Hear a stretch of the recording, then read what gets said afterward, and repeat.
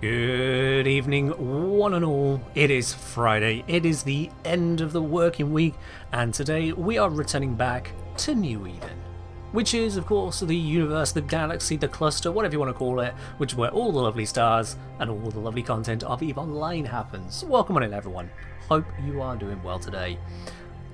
I know it's not been too long since we were here on a previous EVE stream, but I decided, yeah, it was decent to come back for a redux of it quite so soon, partly because there is a heck of a lot that can be done in this game, and we only touched on the surface of it last time, so I wanted to come back to it. I wanted to come back to it in a slightly kinder location, or rather, slightly less hostile. Let's go with that, less hostile. But welcome in, everyone. Hope you are doing well where you are around the world. I do also want to cover a couple other things today, outside of just this. Fox Hunt with the hydrate. Cheers. I just had a sip, but let's have another. Cheers. I do want to cover a couple other things outside of EVE itself today as well, with regards to the channel. Oh, that's all here. One of those being that the merch store has gone offline with immediate effect. That was, I'll be honest, not entirely intentional. I'll be quite honest with you. I was made aware that the provider of the merch store was discontinuing, and they were suggesting to migrate over to another platform. It's a platform I've already been made aware of through various other channels, so I was happy to move over to them.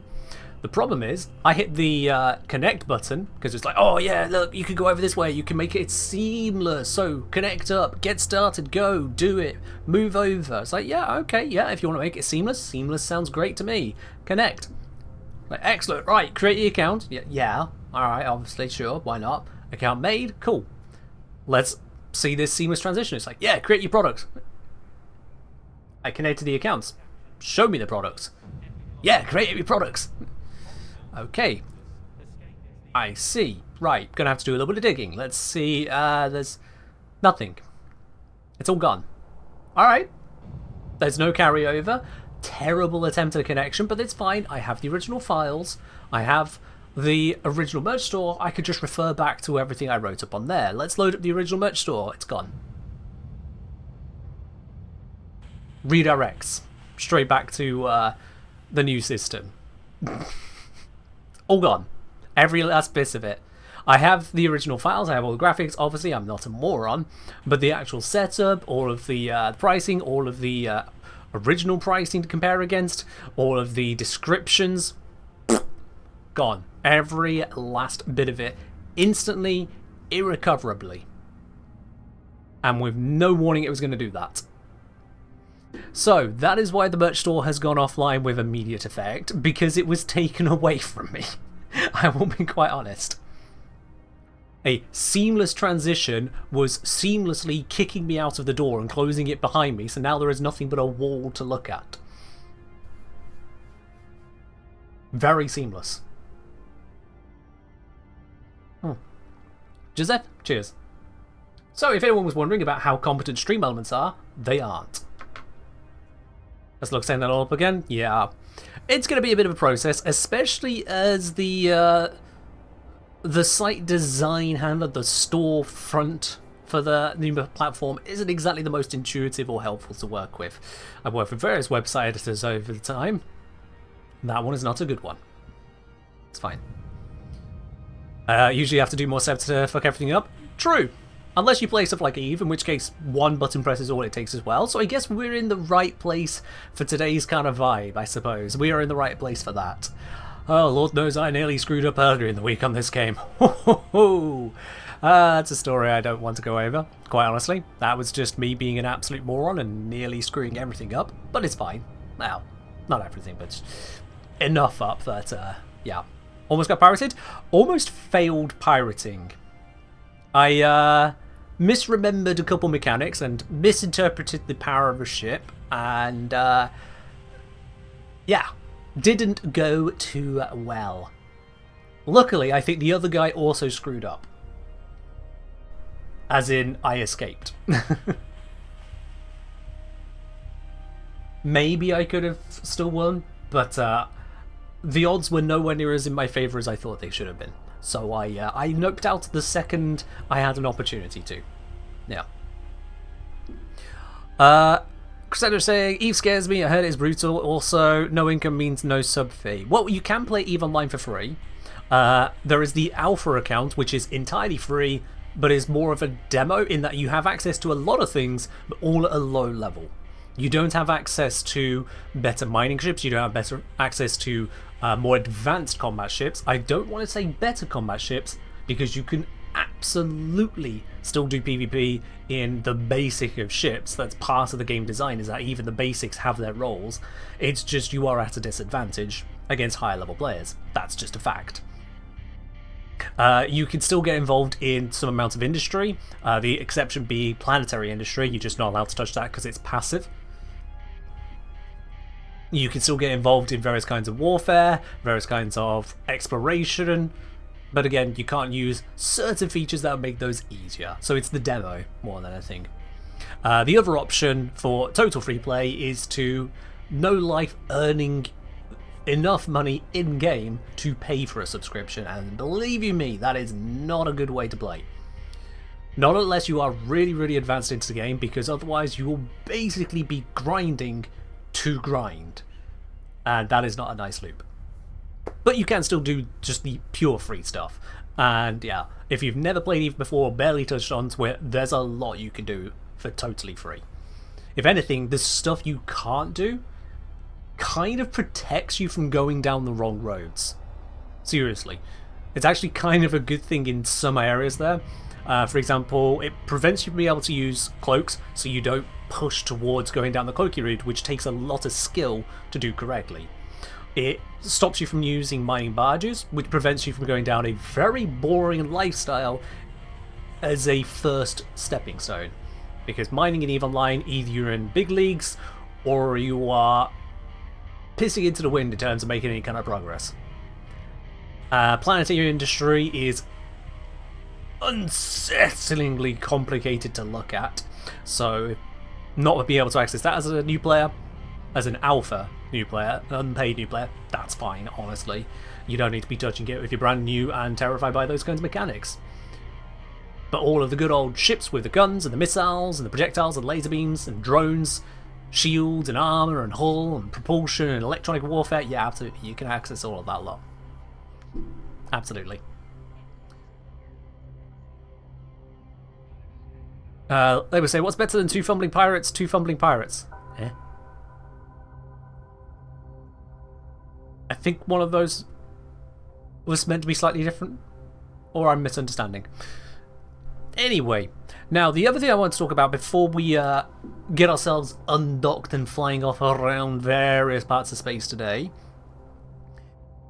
is the latest video over on YouTube. Is EVE playable for a new player these days? Yes. Yes, it is. Yeah, Ladybug. So, I think you might have meant what's better than 1 fumbling pirate, 2 fumbling pirates, I guess. It was just the number there that might be wrong. Or I'm just missing the joke. I don't know. But let's talk real quick about the latest video that's gone out, because this has created a bit of a hubbub that, frankly, I did not expect at this level. I did not expect it at this level. Let me make sure I'm not going to accidentally dox myself for a second here. Let's find out. Yeah, that should be fine. Okay, cool. Right.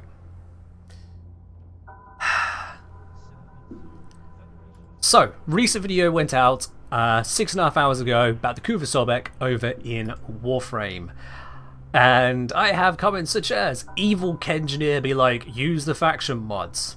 There should be an option to automatically swap your faction damage mod according to the mission. Ugh,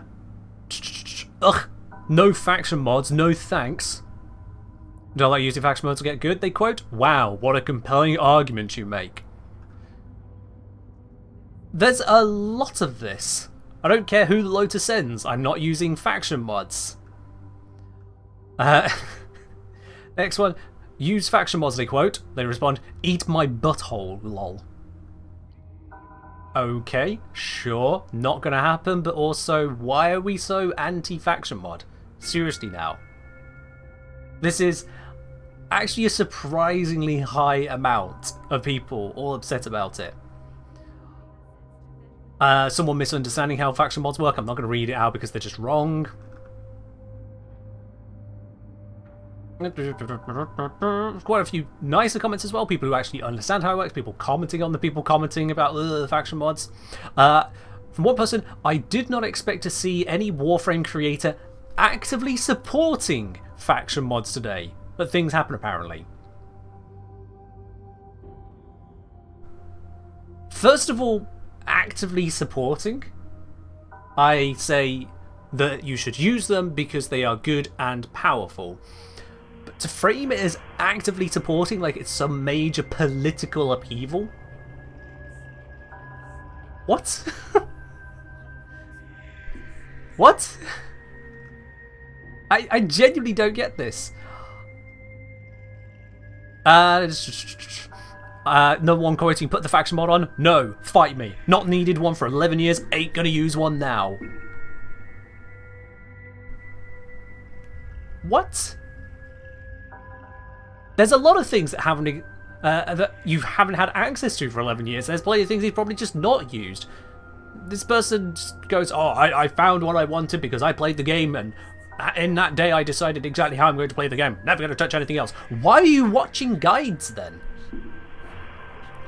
From my perspective, I figured you'd watch guides to learn something new. But if you watch something where you learn something new and go, no, I've not needed it before, why am I going to do it now? You're doing the opposite of learning. You are stonewalling it for no good reason. I really just don't get it. Another one quoting, use the faction mods. Oh no, my engineer, he's broken. Which a lot of replies on this one. Agree. I refuse to use the racist mods. These faction mods are a huge pain, having to swap them around every mission you play. Every mission? Every mission?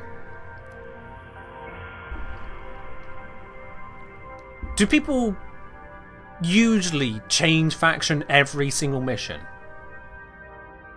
I just want to understand this about Warframe players. Maybe I'm missing something. Do most people go, right, I'm going to face the Grineer for one mission, and then I'm going to go to the Corpus, and then I'm going to go to the Corrupted, and then I'm going to go against the Murmur, and then let's go to the Corpus again before we go back to Grineer, and then we'll go to the Corpus, and then we'll go to Grineer, and then we'll go to the Corrupted, and then let's go to the Infested for once, yeah. Like, who is bouncing around all of these different types of factions to go, oh, but that means I have to change the mod every single time, and I don't even want to change the damage types. I don't get it. Sorry, attackers say, I think they just find it cumbersome. It could be that it's slow between the mission. That it's slow the between mission gameplay. It might be because Warframe content creators, all videos don't like them. I get that you're trying to find these people's reasons. They are giving me reasons, and they're all full of shit, quite frankly. I've been trying to temper my approach to this, but quite frankly, I'm just seeing excuse or vitriol and nothing else. Lord Kempo saying, I don't love having to think about which loadout to use, but I think the mods have their use. Here's the thing though, Lord Kempo. I suggest the faction mods in this specific video for a specific build on a specific weapon that requires a specific combination to work. You have to have acid shells on a Sobek, so we're already going Sobek with a specific mod. If you're not using this setup, you do not use acid shells, so there is already a mod that has to be changed in or out. Or you set up specifically for it. On a specific weapon, then you have to pair this with either Zephyr using Hunt Munitions, or Sarin with her Toxic Lash and maybe Roar in there, or you go with a Warframe that is using Zarta's Whisper, such as Zaku, or some other Warframe that has it subsumed. So you have to go through multiple steps to get to the setup I'm talking about. And if you go through all of those steps, but then go, oh, a faction mod? That's too much effort. I don't understand it. There are so many steps that one has gone through to get to this point, to then go, faction mod? The fact that you suggest it means I must be angry now. Not just accepting lazy, to be angry about it is crazy to me. Reed say, I'm too forgetful for faction mods. Can never remember to switch them, but that doesn't mean they're inherently bad mods. Just incompatible with my forgetfulness. Also hate buying loadout slots, which would solve the issue. That's fine. You recognise that you forget, but that's the problem. That's the entire problem for you. You forget to switch them. You acknowledge that is a you thing. Not an issue with the mod, not an issue with being told this is better, you just forget to do it. Because I imagine that the people who are hard complaining here are the people who will use heap viral against everything. Or slash viral against everything. And if they encounter any resistance to that, they just dismiss it. Like, no. Not my problem. Game's broken. I don't get it. Use the faction of hearts. Oh yeah, we've seen that one. Someone claiming that blast armor strips when it clearly doesn't. Really weird on that one, but we'll move past that idiot.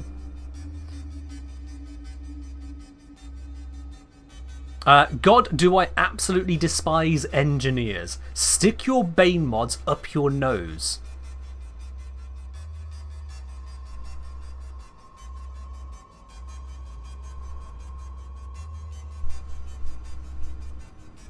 What even? Firstly, I'm not an engineer. I'm a engineer, solver of practical problems. Not an engineer. Secondly, why just the random outburst there of stick Bane mods up the nose? Thirdly, why are you on my channel? Referring to this particular lunatic. I've not exactly just run up in front of them and gone, you must use a faction mod right now! I have not done anything of the sort. They have clicked onto my video, my guide, and clearly have recognised enough of the channel name to decide to have a go at engineers specifically, for some reason.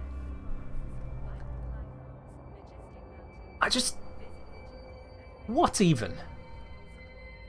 What even? The amount of negativity around faction mods is genuinely staggering to me here. I'd sooner trust the US government than use faction mods. No, I will continue to never ever use faction mods and still melt Steel Path with raw damage. No, I will... just another one of just no. Pfft. All my homies hate faction mods. Based.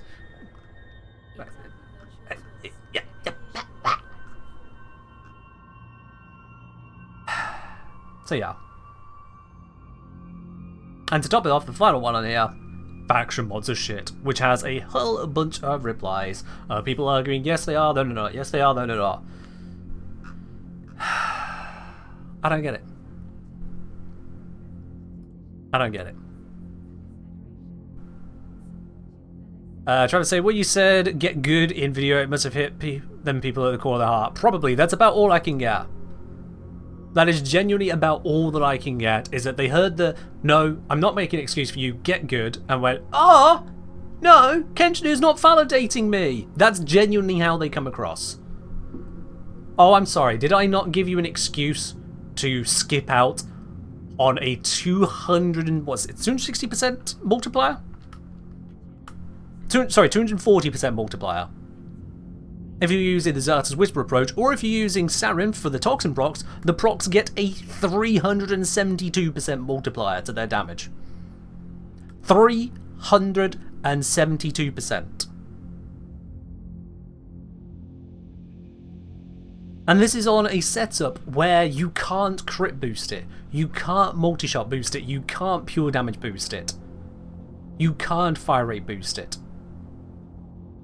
There are no other options. You have to use elemental damage, strength, and faction bonuses. Those are the only options. Strength will matter once. Elemental modifiers will matter once. Whereas faction modifiers will matter twice or 3 times, depending on the choice it's set up.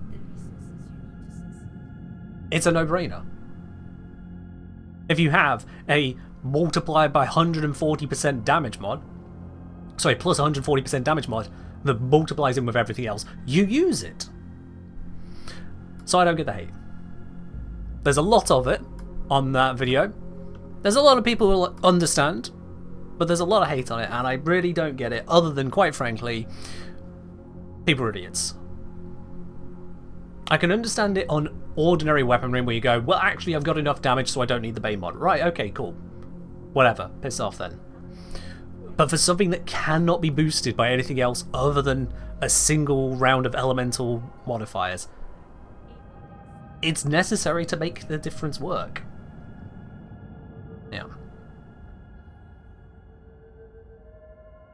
Yeah, Extrendo. Yeah, they're all V polarities, which is the most common polarity to put onto a weapon as well, so it's not like it's even difficult to put the V on there.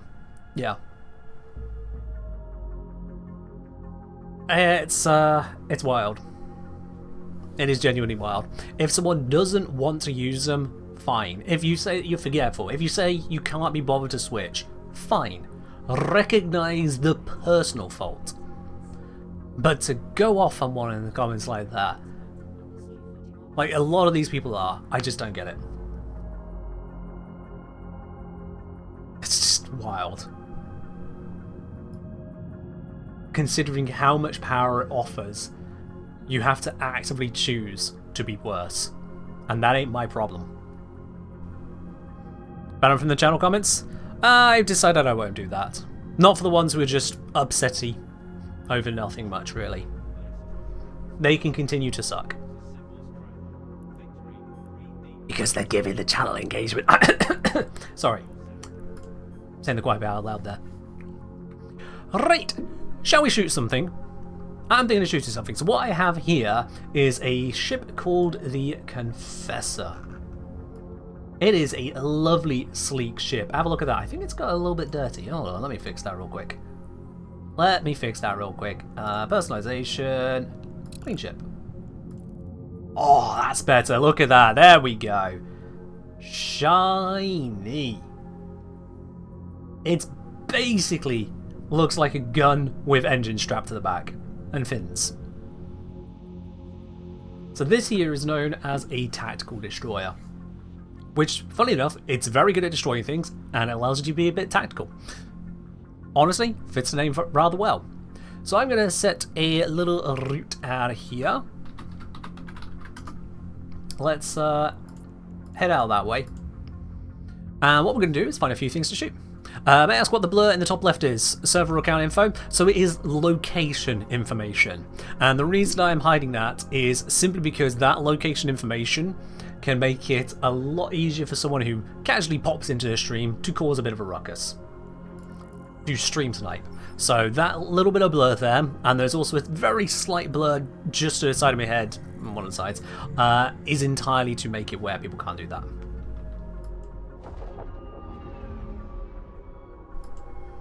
So yeah, we are undocking from where we were. We're going to head off out into the distance and go and find some things to shooty shoots. There are a lot of things in this area here, but as soon as we go even a couple jumps, it's going to get a lot quieter. Yes, what's up the top left here is entirely location information. So we have the system I am in, and then its constellation and region, which is just like the street I am on, and then the city I'm in and the country I'm in. That's what you can kind of think of that. The city, street, city, country. Below that is the next street I'm going to. And below that is things that I can tell are on the street but need to figure out more about. We're doing abyssals ratting? Not abyssals, no. I'm just not a fan of abyssals. Instead, we're going to attempt to roll some anoms. Yeah. Blur isn't destructive, people could recover info from it. Yeah, nested dreams. By the time someone recovers information from that blur, I will already be on my way. It's really not that big of a deal. Plus there is the information on my overview right here. It just reduces how easy it is to get that info. That is the important bit. It reduces the info. Like when I'm actually in a location somewhere, unless someone was here at the time to see where that location is, they're going to have to spend time deconstructing the information, by which point I'm already somewhere else. warp drive active. And we're on the kinder side of beam today. Now, if someone does end up stream sniping me, then that is an unfortunate consequence of live streaming. It is also against the rules, so I highly recommend you don't do that. It is against both EVE Online's rules and Twitch's rules. Yeah, one of the few rules of anti-PvP that EVE Online has. No stream snipes. If you're going to kill someone, you need to get all your information in-game. I'm going to skip the blood bits and pieces here, because they're not what I'm here for. We are just moving at the moment a ways away from very busy space. In fact, it says now there are only 7 people in the local area, whereas we started somewhere with like 140. It's already getting into much quieter space. And that means more useful things will be popping up. That's the plan. That is the plan. How do you blur? It seems very helpful. I'm using a plugin. If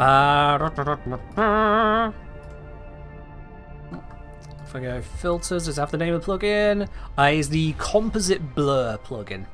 Very, very easy to set up in OBS. Very easy. Okay then, so we are back into Galente space. We've got these lovely glowing clouds.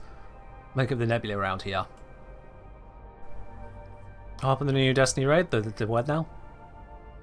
We're on EVE Online, my dude. This is absolutely nothing Destiny. Now, I have kind of slightly forgotten exactly the listing on these, so I'm just going to quickly check. I think burrows are the ones I specifically do not want. I'm going to verify that real quick. Yep, those are the ones I do not want. Okay. We're going to move on. I can come back to burrows later if I really need something extra to shoot at, but I'd rather stick to the ones which are more valuable right now.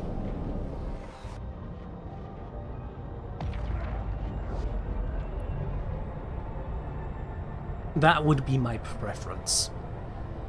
I do also have some additional modules with me in my cargo to do some refitting as needed. So if we don't get a lot of good stuff along the way, or if you find something that might be of more interest along the way, I can change out my ship's equipment on the fly rather than having to hurry all the way back to a home station and figure it out from there. Yeah. Somebody saying, just such things, didn't try slashing my lich until I got the third one to get more info and ended up being the one I already had equipped. Oops. That happens, doesn't it? That happens. Trying to say I was thinking of playing EVE, but after watching some videos about it, I'm kind of confused. EVE is one of those games where, I'll be quite honest, if you watch just random videos about it, or if you don't know the kind of questions to ask, you will get confused very quickly. It's very much a game where you are best either just go in and learn by trying and dying, or have someone hold your hand a bit. If you can find a friend who either already plays the game, has played the game, or find someone in the game to become your friend and help you out, you'll do a lot better. And there are lots and lots of corporations, larger corporations in this game, basically guilds, that are focused on helping out new players, because any player in this game who's played for more than a week understands new blood is part of the game. It is crucial. So, they help out. All the big groups from the past that didn't invite new blood, they suddenly found that all the groups that did invite new players got bigger and bigger and bigger, and new players became experienced players, and now they're the big players. And all the closed-minded groups have found themselves struggling. So yeah. But if you have any questions, specific questions, not just what is EVE, for that exclamation mark what is EVE, but if you have more specific questions, I am absolutely happy to help out. I could scan these signatures down, and you know what, I'm going to do exactly that. Hello, my Osmos. Nothing to worry about there. My Osmos is a hauling ship. I do not even need to think twice about them. So I'm just going to scan this area, because I can see there are 4 things in this system that I cannot directly go to at the moment, but I have the equipment to find out where those locations are and what those locations are. So I'm going to scan them down. One of them's a wormhole. I actually want nothing to do with wormholes today, so I'll immediately ignore that one. Today is not a wormhole day. I'm going to position my probes over here, because this one, if I move my probes back, you'll see this signature here has created this sphere. Now I'm basically triangulating the location. I think triangulating is the wrong word, but I'm going with it. I'm basically triangulating the location. And what this sphere shows is that one probe has picked up the location. This probe over here, but all these other blue spheres haven't picked it up, which means it can only be in this area on the far left-hand side where only that probe is looking. So I know I can move all my probes over here, and now I should be closing in on the location of the thing I'm trying to find. What happened when you die in Eve? Do you lose everything? You only lose what you have on you. Only what you have on you. You don't lose your skills. You don't lose what is in stations, what is in other locations. Only what is shot at that moment. So right now, if someone were to murder my ship, very unlikely, but if someone were to murder my ship, I would lose my ship, I'd lose all my cargo, I would lose all my modules, and if they killed my capsule as well, I'd lose all my implants in my head. But then I'd wake up back at the station that is my home, and I can just grab new things and move on with my life. And crucially, I'm in what is known as high security space, so right now, if someone tried to attack me, not even if they were successful, just began to attack me, then the NPC police would immediately dogpile onto them, because I'm on a Stargate right now. And not only that, a superpower police would appear within a few seconds. You cannot escape them. It is impossible. The game physically doesn't allow it. If you find a glitch to escape them, you are breaking the rules and will get banned. It is that serious. Those police appear and just go, blap. The threat is gone. In lower securities of high security space, all the way down to 0.5, those police responses get slower, but they still arrive. Once you get into what's called low security space, they no longer turn up. It's only the guns on Stargates, which are much weaker there. And then into null security space, there's no security. But I am in high security space. Last time we were on stream, we were going through null security space, and now we're in high, where we don't need to worry. And I found a Serpentis Live Cargo Distribution Facilities, which is just a really long name for a site that I could run if I wish to. Let's see. Yeah, why not? Let's go there. I'm going to recall the probes. I can get back to the other sites, including that other combat site. I want to get straight onto shooting something. I want to get onto shooting. Jack's pointing out that the super police take 19 seconds to respond in 0.5 systems. Yeah. Yes, they do. Alright, so we've arrived at the entrance to this combat site. Oh hey, something else has spawned. We can do that later, if it's still there. So the way this one works, because it's a scan down site, they basically have a front door to them, and they act kind of like dungeons. So they'll have one or more rooms behind the front door. You have to find the hidden door, this gate, to enter it. And then we go on in. Some flavor text pops up. I'm going to be quite honest, I don't care for that right now. But we're going to go on into the site. If someone else wanted to be here or interfere, they would have to find this site or find my ship, scan it, and then get here to start doing some problems. So, we can see on our screen here a whole bunch of red triangles, and on our overview, those red triangles representing how far away they are, what ship they are, what type of ship they are. Against NPCs, there's no difference. They call themselves what they are. And some other details which may be relevant if you're trying to be extra special about it. But I don't need to be, because I have got a tactical destroyer. My tactical destroyer has a very clever tactic of being able to lock up things at really long range and then do this. Ding! That one's dead. Dong! That one's dead. Ding! Dong! Bang! We are in high security space, which means low threats from both players and NPCs, and as a result, this ship is very well equipped to deal with that specific situation. Pop! Pop! I'm firing a single one of my 4 equipped lasers at most of these ships. Some of the others I might need 2 lasers, 3? Oh, it's 3 to take that one down. I'm not even cycling the guns for a second shot at these ones at the moment. This is a very low level site. A day 1 player could handle this. Nowhere near as quickly as me. Obviously, you wouldn't be in a day 1 in this ship in day one unless you paid money, basically. Because there is pay to skip, pay to progress, if you really want to. I should be heading over this way. Let's move towards the gate to the next room whilst we continue shooting these other things. Ding dong, blap blap blap. Oh, they all fall apart quite nicely. I'm splitting my guns, which isn't really a thing you should be doing in most cases, but it works here because the very nature of the site is so low level compared to my ship. My shields have only just gone 10% down now to these sentry turrets, which have much longer range, and I am continuing to just not care as I slowly melt them. Gee, I wonder if I can switch to closer range ammunition now. I think I can.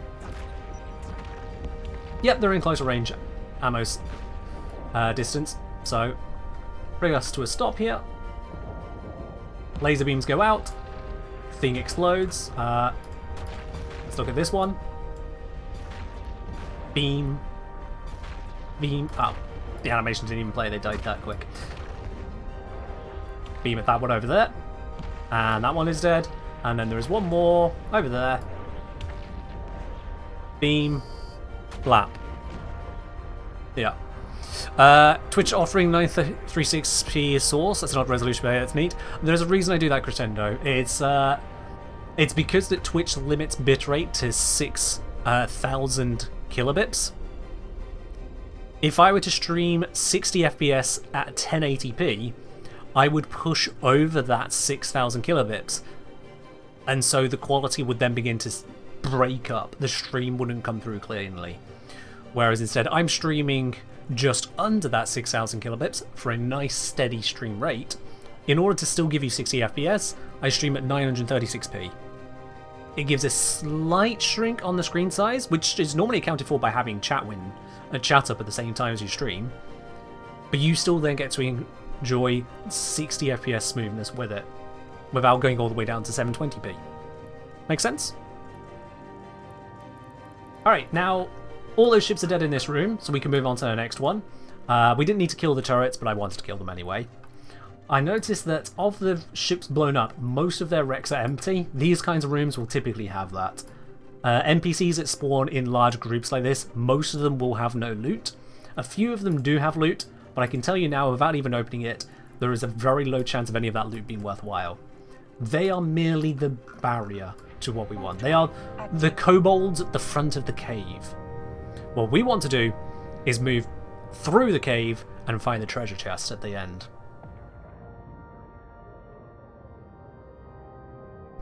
Yeah, because I got the 936p tip. I think it was from watching Choco Taco a couple years ago. Something like that. Alright, once again, another room, another bunch of sentries. I'm going to approach the next gate. And same again, we start locking things up. And then putting holes in their faces. Switch back to our long-range ammo, because they're all far away. Split my guns, because some of them do not need more than one shot. And the ones that do need more than one shot will not repair themselves before I'm done with them. This is a 210 rogue. Oh, I am being webbed by a Serpentis stasis tower. I did not realise there was a stasis tower in this one, so that is slowing my ship down significantly. So, I'm going to put all my guns onto it and make it where it's no longer slowing me down. I don't really need to worry about being slowed down in a mission like this one, or a site like this one I should say, because the DPS, the damage is just so low. I'm at no threat whatsoever. Okay, it turns out there's a bunch of stasis towers. I thought there was just one. I didn't notice there were multiple. Let's get these ships off my tail first. There we go. And now continue shooting these. Big blue explosion of a structure. It looks dramatic, but it is a very basic structure, an NPC one. I also see there's a couple ships nearby, but they are not anywhere close to this actual site, so they're not trying to challenge me for it. I can keep shooting these NPCs, no concern whatsoever. Okay, I am taking a little bit of damage. My shield's beginning to drop. Good news, this is an armor tanked ship. So, my shields dropping is a case of going, oh, I guess I might need to actually defend. But now all the stasis towers are gone. I don't need to kill the sentry, so I can just go straight for the gate. I'm not actually under any threat whatsoever. In fact, I'm going to switch to propulsion mode and just go even faster. There we are.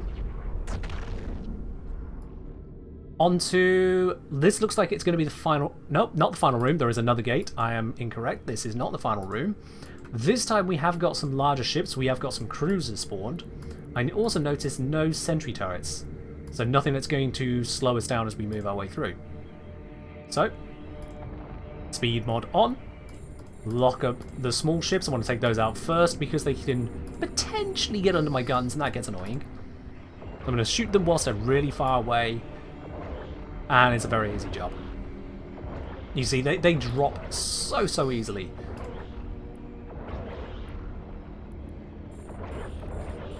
You could be in a Tech 1 ship, a Day 1 Tech 1 ship. And appropriately fit, you would be able to handle this site. Slowly, for a Day 1 ship. Might want an extra day or two to begin to handle it comfortably. But it wouldn't take much to blast your way through it all.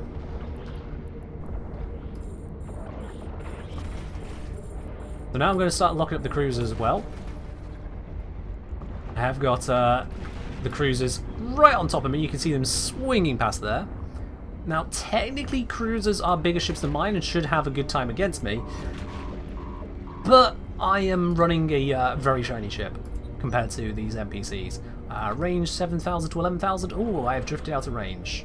I will need to use this ammo. That's fine. Yeah, that's got a range.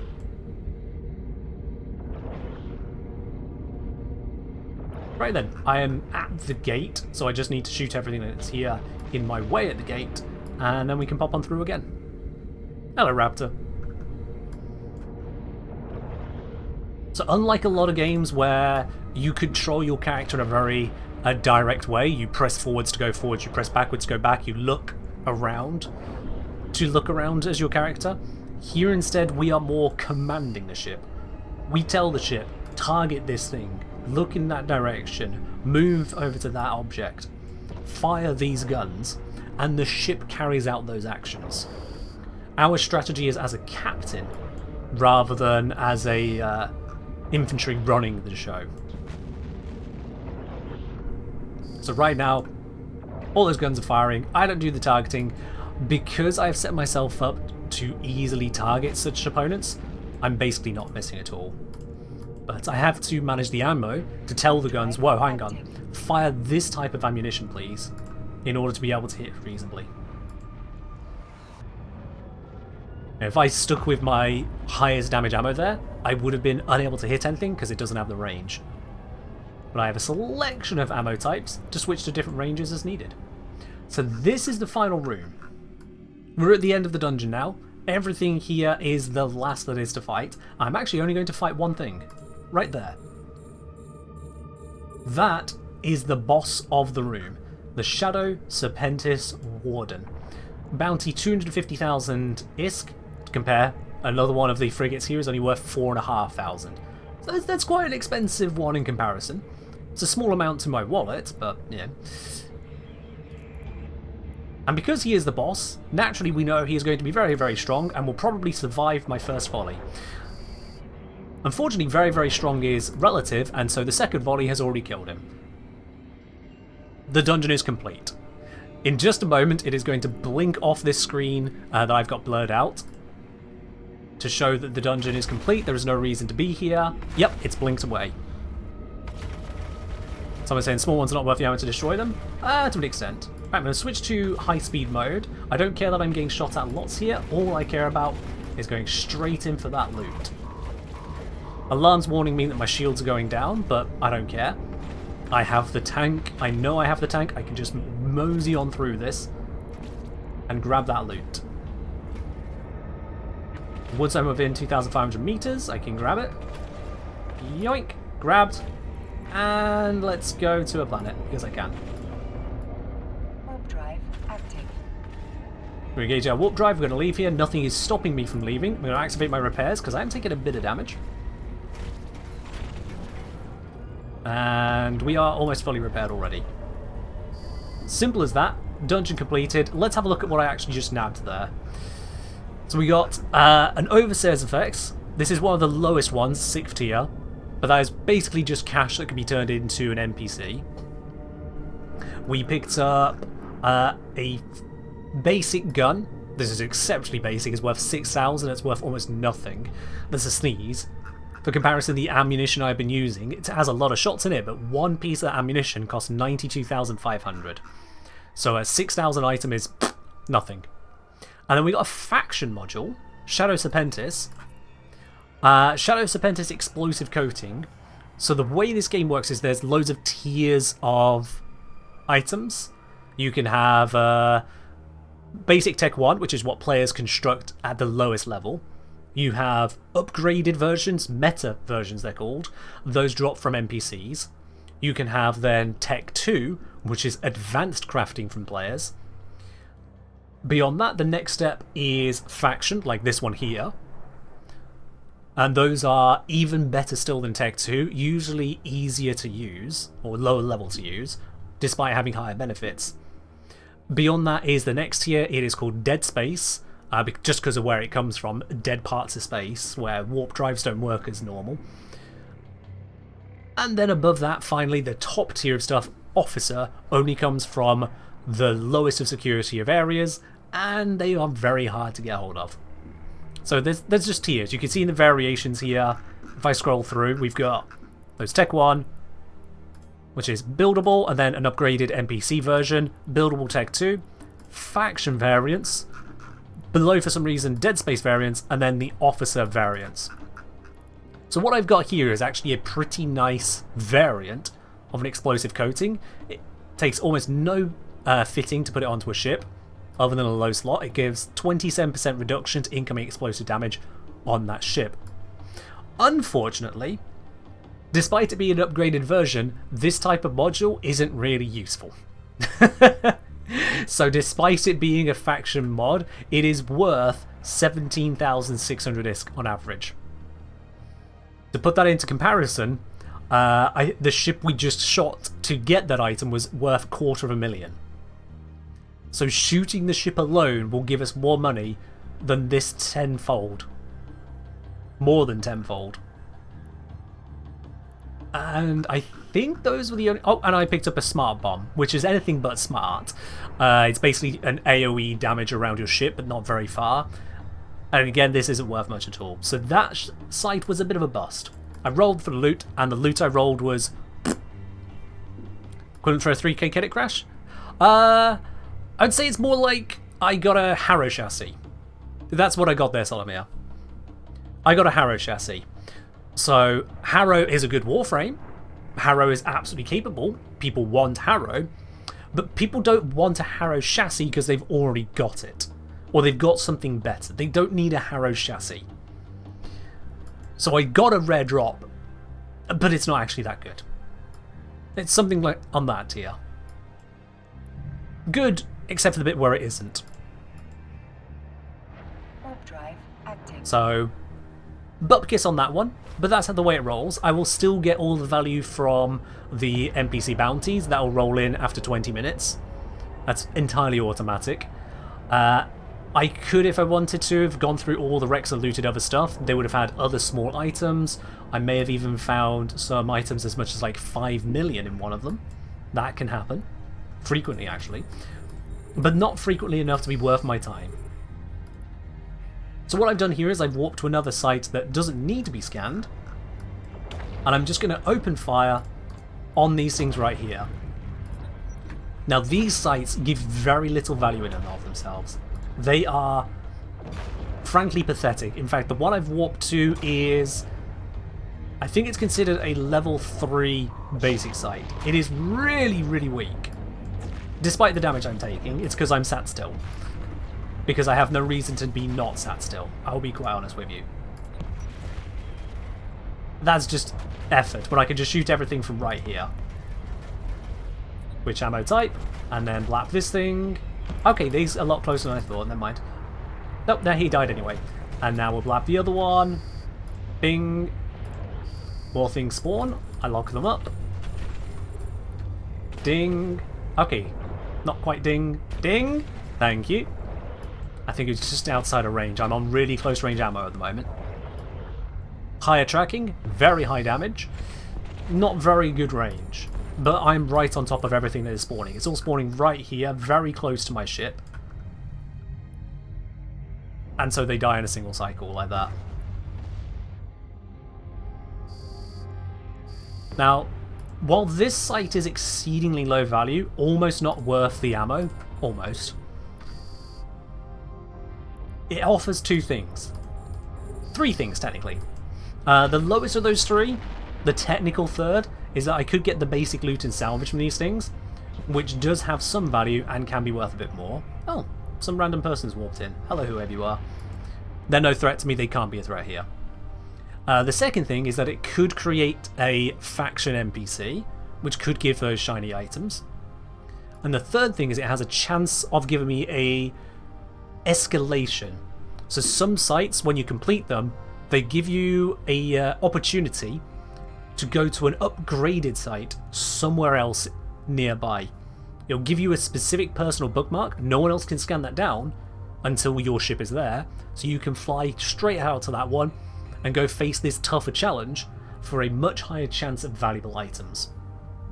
So that's the entire reason I've just run this site here. It has a chance of giving me either a rare spawn right here, right now, or a direct link to a more likely rare spawn. That other person has sodded off.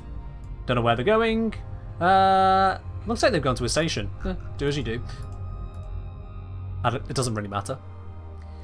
But now we've done that site, I remember there is still a combat site here. It's still on my scanner showing that that site hasn't despawned. So I'm going to continue scanning it down from earlier. And whilst I'm doing this, my probe launcher below that I took the probes out of has reloaded the other set of probes. I've got two sets, so when one's in action, the other one reloads, reduces the amount of waiting.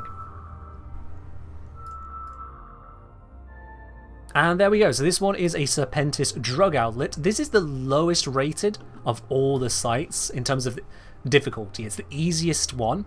The slight problem with that is it's so easy, I can't actually enter it with this ship. To try and disincentivize players going around in just the shiniest, most powerful thing they have, smaller sites have restrictions on them preventing you taking higher tier items into them. What I'm flying right now can fit into all but the very smallest site. And that's what's right there. The very smallest site. So I can't do that one. I'd have to go and get a different ship. I have no intention of doing that, so I'm just going to leave that there. There's nothing I can do about that. I'm just going to scan the other signature instead. But this is good. That person that just warped in a moment ago, they warped in a really low tier ship compared to mine. They can fit into that site, so if they equip scanner probes, and they can, they could go find that site and go run it themselves. It's there for them. I can't take it from them. Or at least I'm not going to spend the effort to take it from them. It would in fact take me 10 minutes to go and get an alternative.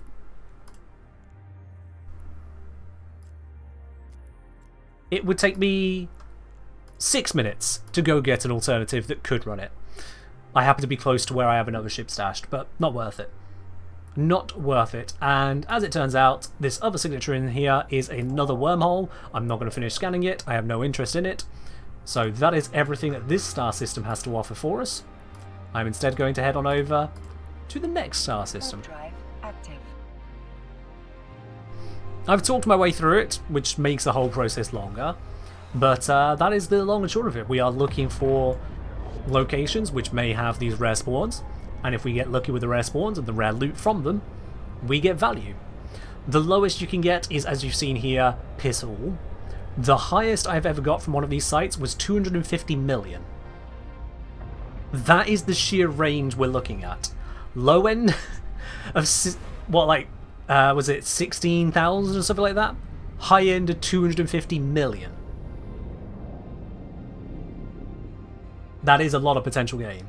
What I am flying is a relatively shiny ship and a relatively shiny version of said ship. Everything I am carrying at the moment is worth a total of 170 million. The ship itself is 75. I have 2 shiny modules that I picked up from doing these sites, one of them worth 45 and one worth 19 million. And then I have other things on me worth 3 million, and then 1.8 million, 1.5, 1.4, couple 1.4s of 1.1. My guns are 1 million each, and these are all upgraded versions of items. You could be running these sites in a ship that is worth not even 2 million ISK. Not even 2 million, and you could come away with a payday of 250.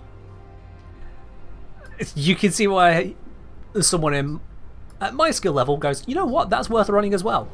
I don't care that it is supposedly low level, that is of interest to me. I do frequent another area of space where the lows are higher and the highs are even higher. However, that is not really suitable for a live stream because the amount of attention I have to pay. That is very hostile, very dangerous, very trafficked location. That is the point of it. It allows me to both make money and make problems. But I can't do that here. Not on this stream. I would fail spectacularly because a stream sniper would happen. Now we've just arrived in one of very few systems where PvP is almost not allowed. Sister Vet, the name of the system we're in right now, I'll just bring that up, in the region of Verge Vendor in Galente space, is, if I recall, a starter system. I can tell by the scan sites in here are starter sites. Sister Vet is where new players may spawn in. It's one of the few places. Attacking new players in this system, brand new players, is against the game's rules. That is how much of a bubble is put around brand new players, because there are people out there who wouldn't care. They would just go shoot anyone they can. They would go for the fish in a bucket, fish in a barrel, whatever. This system is protected by GM rules. If you were to either bait a new player into getting into an attackable state here, or just attack them outright, even in breach of or ignoring the game's restrictions, you would likely see your account suspended or banned. Definitely, I'd say, as a point of context, given Eve's somewhat infamous monetization, how much would your ship be worth approximately in real-world currency? That's a very good question. My ship, with all the shiny stuff I have on it at the moment, is worth 170 odd million, I said. Okay. And the monetization in this game, the best way I can reference it for you, is the very well-known pilot license extension, aka Plex. Plex is platinum. It is the premium currency, and you can use 500 Plex for 1 month subscription. Okay? 500 Plex. 1 Plex is worth 5 million ISK, which means that 1 month subscription, if you were to buy the Plex for it, would cost you 2.5 billion, that's 2,500 million ISK. So if you bought the Plex instead to sell on the market, that is about as much as 1 month subscription. I think about £15 the last I checked, but there might be discounts for it. I'd click buy Plex, but I don't know what personal details might be behind that screen, so I'm not going to risk it right now. But in that ballpark, 500 Plex, this ship costs 6.8% of that. In other words, you could buy my ship 15 times over with all the shiny bits and pieces on it for the cost of 1 month subscription. 15 times over. And I assure you, I have no intention of losing this one right now. I am not in a position where it could reasonably be lost. It is in fact here to make money. And as I said, it's a shiny one for this job. You could fit up a newbie ship, not a literal noob ship, but a new player accessible ship to do these sites for under 2 million, which means that would be less than 0.1% of a month subscription. For 10 million, you'd have a decent ship. For 20 million, you'd have more than you need. More than you need for these things. The only reason I'm doing it in this one is because it is perfectly tuned to take it that much faster. Meaning I can push other people out of the sites because I'll be doing them too quick for them. Warp drive active. I have done that. Okay, good.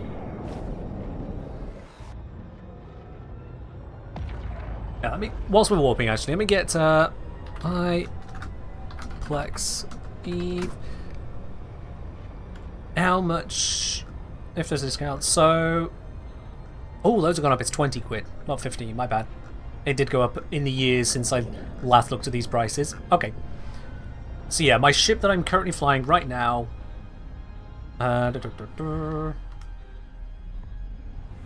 If I bought it with no discount whatsoever, it would cost me £1.36, which is not even $2 in the US for something almost too shiny for what I'm doing. Now I see scan probes going out here from this person in a Nurgle, which is an assault frigate, and they are tuned to do the same kind of job that I am doing, so I'm not even going to try and compete with them. That's a waste. And yet that payday? Definitely. I'm not sure I quite follow, sorry. Not sure I quite follow. Right. Let's see where I can move from here, because I'm currently in this location. I'm just checking an out-of-game tool map to see where I might want to move to next. Yeah, so I could go through there. I've just come down this route. I could go...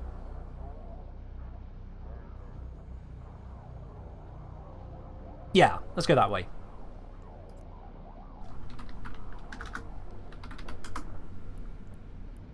That is not as many jumps as I thought. Hang on. How would I get there that quick? Oh, right. It's trying to take me through low sec. Yeah, no. I did wonder, hang on. That seems like a very short route. It was trying to take me through unsafe space. Not in this ship. Not today. No thanks. Nearly. The appropriate amount is supposed to actually potentially earn. Right. Okay, yeah, so... yeah. If I got lucky with a site, if I got lucky with the values, that 250 million figure I threw out there, yeah, that would be worth 3 days of subscription time, as it were. Firstly, you need to get lucky to get that amount. That is not an average, that is a high end for one of these sites. Secondly, that means all of that value you've got is now gone. You handed it to someone else in exchange for sub time. Cool, you can continue playing with a Omega account rather than an Alpha, but you've spent the money on it. So I prefer to hit up the subscription. That way I don't have to worry about being efficient. If I don't get good loot, or if I lose a ship, I don't look at it as, shit, great, now I've got more work to do just to be able to even play this kind of game. Instead, it is all kept within the game for me. I have a separation of sub from game. But for others who do not have such a luxury of paying for the sub, absolutely. This is just one of the many ways you can earn that cash in game.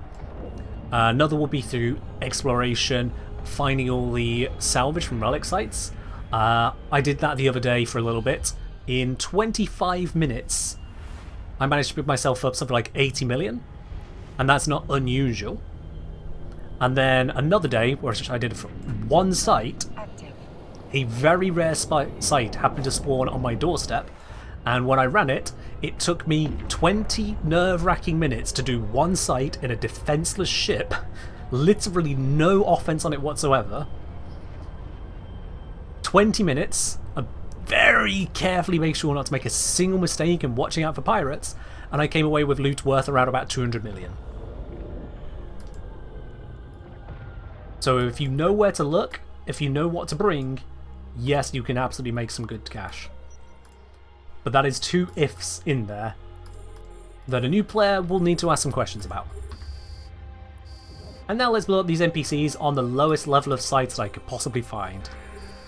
Reason being I'm in this one is because if I'm lucky, it can escalate into the very valuable site. Like, the big reason I am doing this at all. I'm still splitting up my guns because it is actually more efficient to have them split. Because these NPCs are so low level, and the site's already complete, I didn't get the escalation. Boo. Boo. I'm going to tactically switch to speed mode to allow me to get to these closer.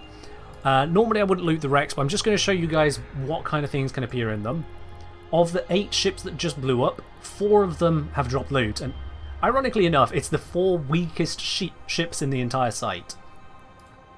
The agents, which were slightly stronger, they took 3 shots to kill, have dropped nothing, whereas the initiates, which took 1 shot to kill, have dropped the loot. Go figure. That loot is probably going to be piss all though. Yeah, so this is an upgraded version of a sensor dampener. It's a type of electronic warfare which makes it harder for other ships to target ships. It is worth 13.9 thousand. Piss all. This one over here. This one's better. So it's got 2 items in it. Firstly, metal scraps. They weigh almost nothing. They are worth almost nothing. But they can reprocess into valuable materials. Basic valuable materials. And because it's so tiny, it's actually worth carrying. This other item is an interesting one. This is a propulsion module, which allows small ships to go very fast. It just costs a lot of energy to use, and whilst they're going very fast, they become easier to hit unless they are using that full speed correctly, because it effectively makes them bigger. It's like having a void proc on your ship. Now, the item itself isn't all that special, but what is special is firstly it can reprocess into a bunch of interesting materials, so that is nice, and secondly it's got a variation to it. A common variation which makes it where the penalties for using it are restrained. They are lower. So it's worth 60,000. Not really what I'm here for, but I'm going to pick it up just because. But the other one can get sorted. These other 2 wrecks. Some basic ammunition for guns I'm not even using right now. Can be ignored entirely. And another metal scrap. So the total loot from this site is the sum of sod all to a player like myself, but to a brand new player, that amount of loot here, plus the bounties, plus if you equipped one a salvaging laser to salvage these wrecks for spare components, that could be worth about half their ship. Genuinely, that could be worth about half an entire basic frigate right there. And that's with the lowest loot I could probably roll. Near enough the lowest. It can go lower. None of the wrecks could have had anything. It is possible to get 0 physical loot, but still. The point is that those sites, even at the very basic, are a starting point for new players. And they don't stop being valuable unless you really are in the big leagues. Or just don't care. A lot of people don't care. They go do their other things, which is valid. Alright, I'm in this next system and I see that there are 3 things of interest that I could scan. You can't see it because it's blurred out, but on the left hand side there are 3 reds. So those reds I can scan down and see if there's anything interesting inside them. And that is exactly what I'm going to do once I get my scanner probes. Off they pop. Again, triangulating, I can see the approximate location of these 3 items, but it's really approximate. My scan probes have improved that significantly. For starters, this one is a data site, and you know what? I'm actually going to have a look at that. Data sites are not particularly valuable, on average, and in high security space they are worth almost nothing, on average. Excuse me, sorry. Ooh, Curry's arguing with me. But I kind of want to have a look. So I've scanned it down. I'm going to scan the other items first whilst my probes are out, and then I'm going to go have a look at what I found. Oh, and whilst I was talking, a combat site spawned that can be warped directly to. I'm actually going to go straight to that, because there is a bit of competition for it, so I'm just going to go grab it whilst I can. But whilst I'm flying, I'm scanning another item down. And that other item is a relic site. Those are more valuable than the data sites, so that is cool. Let's set up here. I'm going to set my probes running on the next possible location. I'm going to minimize that. I'm going to start engaging these guys. And whilst I am engaging them, I'm going to deploy my mobile depot to allow me to refit in space. Because I'm probably... No, not probably. Definitely going to want to change what I have on my ship. Whilst I am fighting, and I'm using hotkeys to do a lot of this, I'm going to continue scanning the final signature here.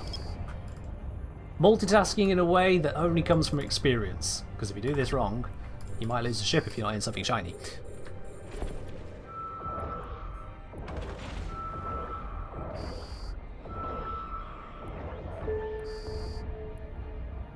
And I have found another combat site. Excellent. Serpentis Narcotics Warehouse is exactly what I want. Okay. I'm going to pick up my mobile depot. This site, I've just finished it and nothing interesting happened, which is unfortunate. I'm picking up my mobile depot and I'm going straight to that combat site. I am not going to refit my ship right now. There is something more important to do. Warp drive active. DED Threat Assessment Unsafe 3 out of 10 difficulty rating. This is the one that can be shiny, shiny, shiny. Like 3 shinies in a row shiny. And I see scan probes are trying to scan it down. Those are mine. I was about to say, and I can see someone else also wants to be here. Nope, that's me. It's me that wants to be here. Never mind. Alright, so we're at another one of these dungeons now. Let's go in through the front door, kick in the door, and start pissing off some NPCs. I know how to speed through this one, and that is exactly what I'm going to do.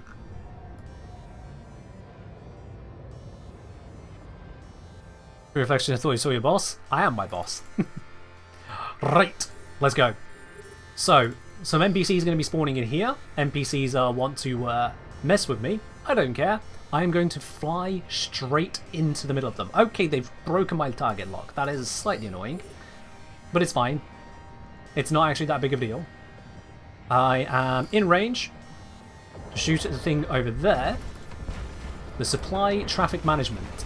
If I destroy that, I know that I will get loot from it, specifically loot which will give me an access key to go through the next gate without killing all the ships. Speedrun.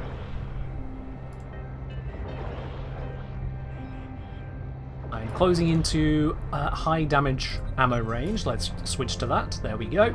Lasers are able to instantly switch ammo types when they're not firing, which is another reason I like using lasers. I'm going to park right next to it and hit it as hard as we can. Let's switch to even higher damage.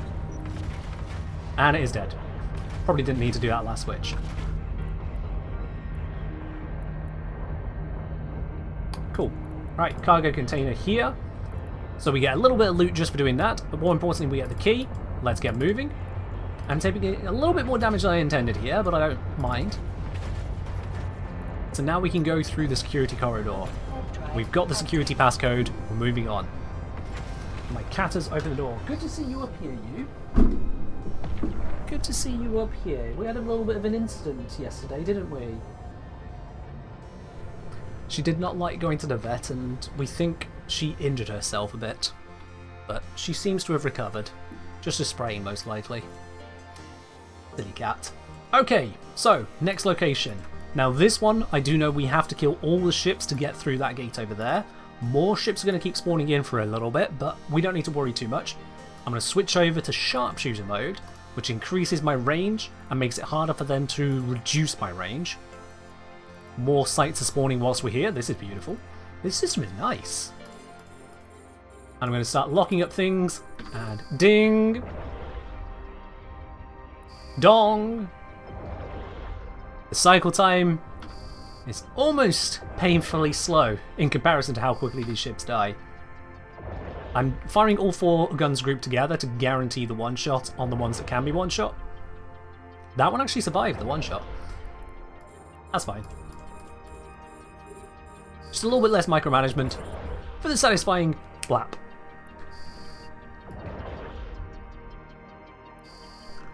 Most ships do not die in a single shot, believe it or not.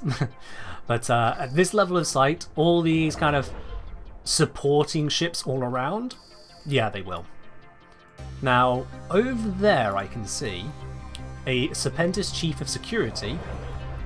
That is a cruiser, slightly stronger than a lot of the other riffraff we are making our way through here.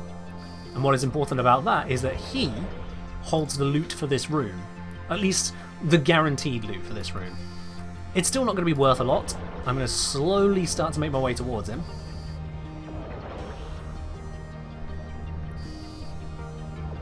But yeah, he does hold something a little extra. To be quite honest, the ships around here in one of these wrecks might actually be something more valuable than what he holds. But regardless of the value of what he holds, he still needs to die for us to move into the next room. So again, I'm just going to keep on. I'm not even looking at which direction it is. I'm mostly using distance because the distance is the distance is the distance. Everything is moving too slowly to dodge my shots. And so, blap, blap, blap. It's like taking out Grenier as they walk through a choke point doorway. You're barely having to move your gun, you just shoot, shoot, shoot, and they go dead, dead, dead. Only we have to actually target things in this game.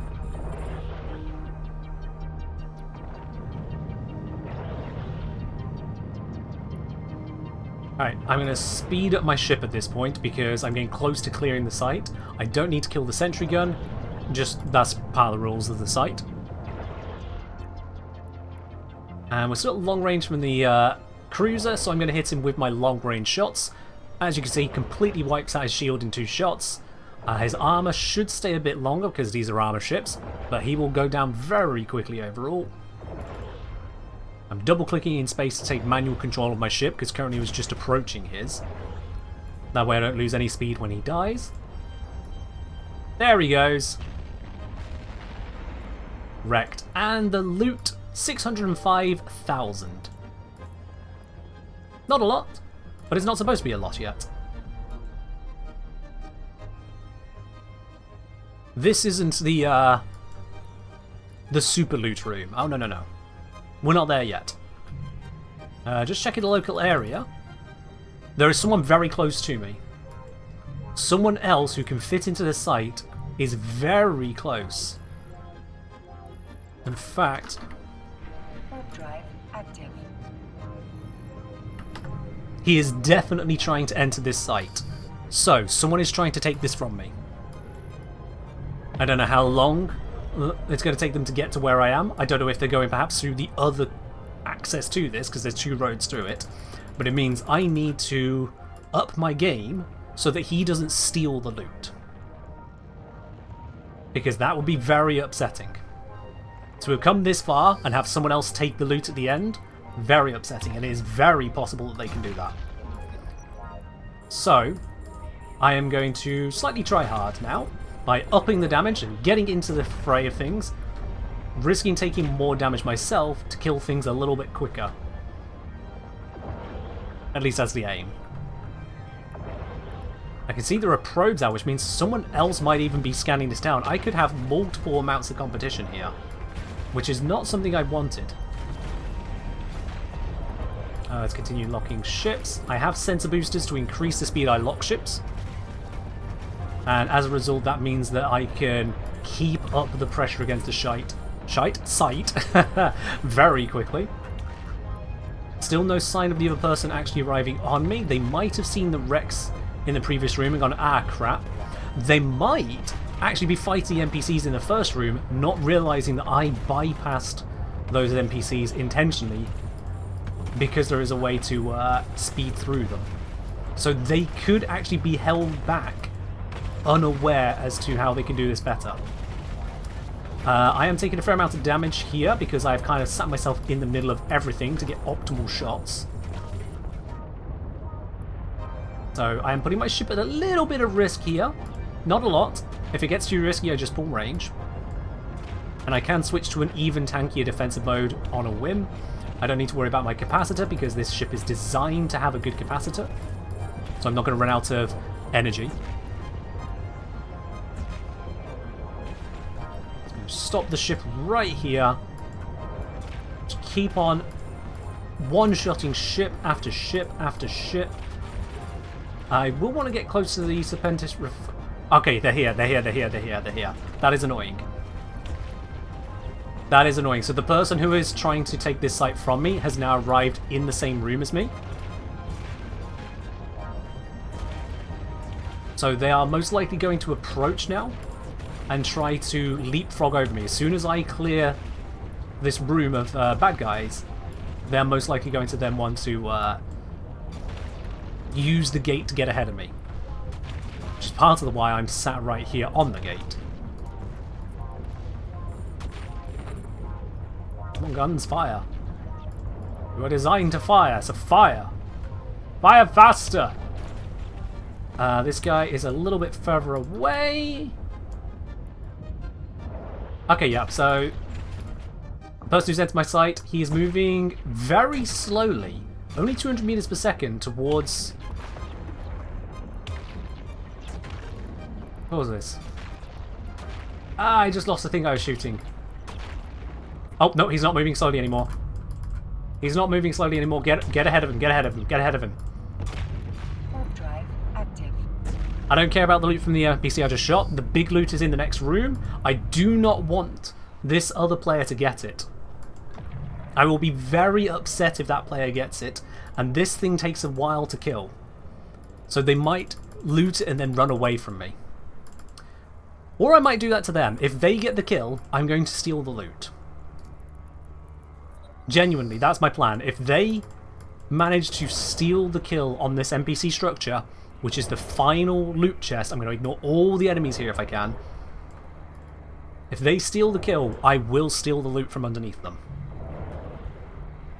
Which is a crime. It's a low-level crime, but it does mean that he will be free to attack me. Everyone will be free to attack me for 15 minutes. The police would not protect me. I would become an outlaw for 15 minutes if I steal the loot from him. So that's why I'm hoping I will get the kill. He has not yet arrived here. Don't know what's taking him so long, but I'm happy that it's taking him so long. I'm beginning to take more than a small amount of damage.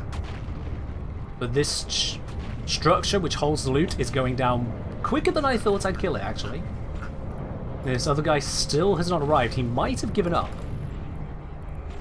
I still see him on scan, but I don't know exactly how far away he is. I'm not going to check that because I'm more interested in killing the structure. Switch to the higher damage. Kill this even faster. If he steals, is it worth trying to PvP? I can't stop him leaving. I don't have a warp scrambler equipped, so if he grabs the loot, he can leave before I do lethal damage to him. So if he successfully steals the loot, there is nothing I can do to stop him. Which is why I'm quite so concerned about hard focusing the site. I'm right in the middle of all of these shots. You can see the amount of bullets being thrown at me here. Plasma flinging left, right, and center. My armor is struggling to not start going down. Actually, it is going down. Yeah. I'm going to switch to defensive mode here to increase my tank, reducing my damage output. I've killed the structure. I'm opening up the cargo. The other guy has still not appeared, which means he probably gave up after this amount of time. And Bupkis. Are you... Right, I need to get out of here right now, or I'm going to die. Warp drive active. Because this is a lot of NPC ships. This is not the way to run the site. We're out of there.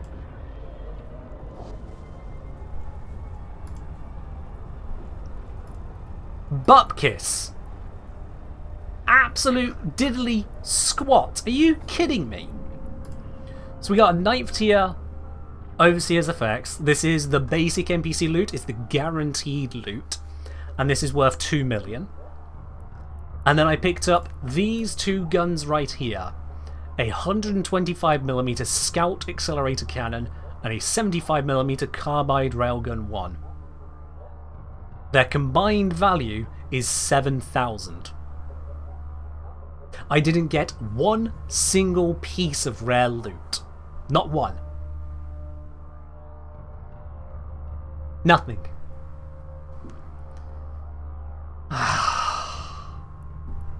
Bollocks. And whilst I was doing that, I have noticed that all the other sites have closed. So every other location here has just been run by someone else, or maybe many else. They're all gone. The data site, the relic site, another combat site, but a weaker one that appeared whilst we were doing this one, all of them have been run by someone else. So that's that. This system is done to us. There is nothing more of interest here. The value from that was more than all the others combined so far, but still piss all, comparatively speaking. I got shafted on that one, especially putting my poor little ship at risk there, diving into the fray. I'll be honest, I'm surprised it went as well as it did. I thought I'd have to do some skedaddling there.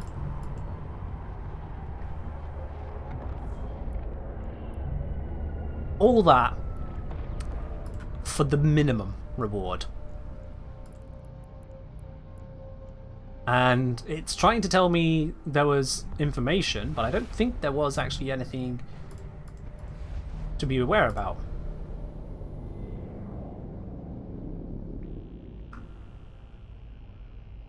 What is this UI? Yeah, no escalations. I don't know why that blinked. Anyway. We are now into another star system. There is only one signature. It's not one that I can immediately warp to, so I need to scan it down. There is a whole bunch of other people in this system, which means it's unlikely this is a valuable signature, but you never know. I'm going to scan it and find out. Hello, Penguin. How you doing? Welcome on in.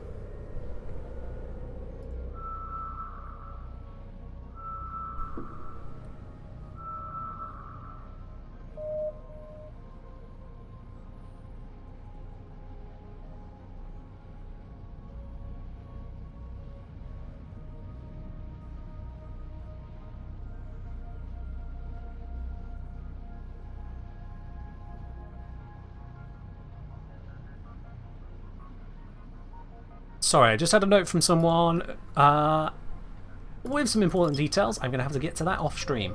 Sorry about that. That was very potentially pressing, but unfortunately not as impressive as it needed to be. Anyway, Penguin saying, yeah, I'm good. I'm looking forward to Jade Shadows. Jade looks like she'll be a fun frame to play. She does look rather interesting, doesn't she? Absolutely. Be interesting to see how that comes out. Oh, okay. Local Serpentis virus test site. So this is a data site. I also just gained 449,000 ISK from the previous system. So what we've just found here is a data site. This is an exploration site. It is one where we can hack into NPC systems to try and get some loot out of them. Because of the location and because of the type of site, I expect bupkis. It's a common phrase for these kinds of sites. Absolute sod all is my expectation, but I'm going to pop in and have a look-sees. It does mean I'm going to need to spend a minute refitting my ship. As in, quite literally, a minute waiting for the refit to finish. I could go to a station, dock up, switch the modules, undock, fly back here. That takes about a minute. So it's actually worth me just dropping this here and waiting a minute. Because this little thing here allows me to change what's on my ship while I'm in space and whilst I'm right next to it. Once it's finished activating. And then the loot is these two spinny boys down here. This right here. Inside of this structure, this Serpentis info shard is something. There are various loot tables involved. It could be a very interesting something, it could be not a very interesting something. Given the location I'm in, most likely not a very interesting something, but I'm willing to roll those dice. All I need is to have the appropriate module, and what do you know? I have one of them, right here. In fact, I have an upgraded version of the basic one, so I have even better odds, which is good considering the ship has no bonuses to cracking in. I'm going to take off that old stuff, put on this one. I'm going to leave that. No, I'm going to scoop that. Let's scoop that. We don't need to leave that in space. We can go to a station afterwards to refit again. I just wanted to be here on location.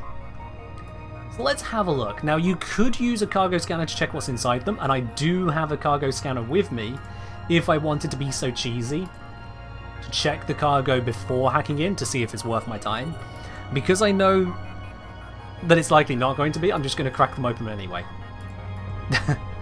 I don't need to be pre-disappointed. Let's open this. This opens up a little Minesweeper-like minigame, where as I click through, numbers spawn, which show I'm 2 spaces away from something interesting. 1 space away. Not that spot, that's a defensive node. Is the interesting thing here? Yes. So this is a repair tool. This repairs my virus as I continue to hack. And again, I've hit another firewall. So I'm going to spend some of my virus's integrity to break down the firewall and continue navigating my way through this grid until somewhere in here, here's the core. With that cracked open, nailed it. Inside we find, actually not terrible for where we're at. It's 357,000's worth. This is a decryptor. This is used for improving the results of creating Tech 2 items. So that's nice. Neat. It's nothing amazing, but it's honest work. Remember this part from the previous stream? Yes indeed, although we were using a more specialised ship last time and in much more dangerous areas. Is Warframe the baby spreadsheet game to Eve's old man? I mean, you don't really need a spreadsheet to play Warframe, but then you don't need a spreadsheet to play Eve, so... But no, Warframe is very, very different. Warframe and Eve couldn't be much more different, actually. Gameplay, ethics, roles, community, nature, solo versus not. Oh, come on, where's the core? Is it up here? It's up here, isn't it? There it is. Oh, hey, wow, that's actually surprisingly decent move for one of these. So we got another 2 decryptors, and this one here is actually worth 1.5 million ISK. That's quite surprising. That was nearly 1.8 million right there. This thing, however, is used for almost nothing whatsoever. Yeah, no one needs any of this for anything, so they are worth less than a potato, quite frankly. Just being near them almost makes me poorer. They are that worthless. Hey there, Plucky. You play this for 20 years? Blimey. Love you online for so long, been in all big alliances, all the battles, my time was over. I absolutely understand. I stopped playing Eve for a very long time, like... Drive active. Probably 3-4 years? Which in gaming terms, that's a long time. Things keep changing. Faction Warfare's had a major overhaul. Depending on how long you may have been out of it, there's this whole Triglavian stuff. Just even more weirdy alien shit beyond sleepers. Who knows exactly what everything is going on with that. Oh, I've come to warp into this site, but it looks like there is someone else landing at the same time. Fight you for it. Oh, I didn't refit my ship. Whatever. I am taking a lot of damage. Alright, the other guy has seen me fighting this site and has given up. He's going to let me have it. Which is the correct response. My ship is far superior to his. Oh, that is a lot of damage. What is dealing so much damage to me? That thing. Well, it's dead.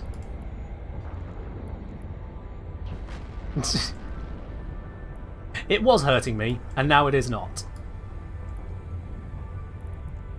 That is the way these things should be. You know, that's a year ago? Fair do, fair do. Oh, you were with Pandemic Legion most recently. Ah, alright.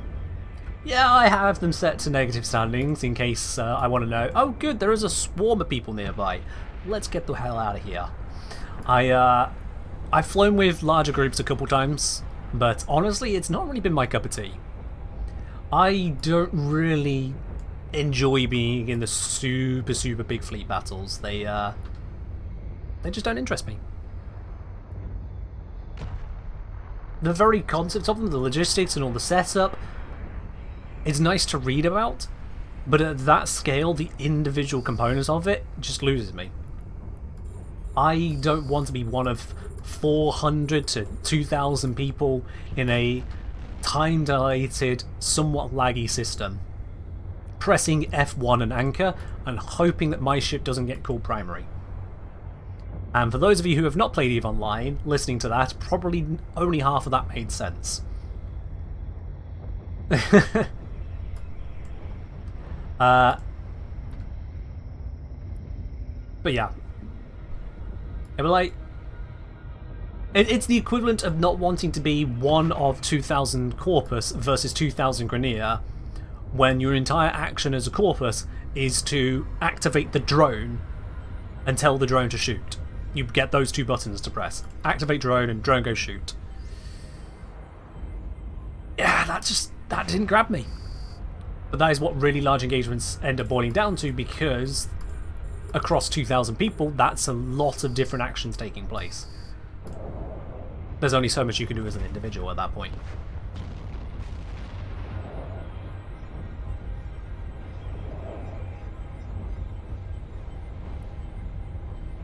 Yeah.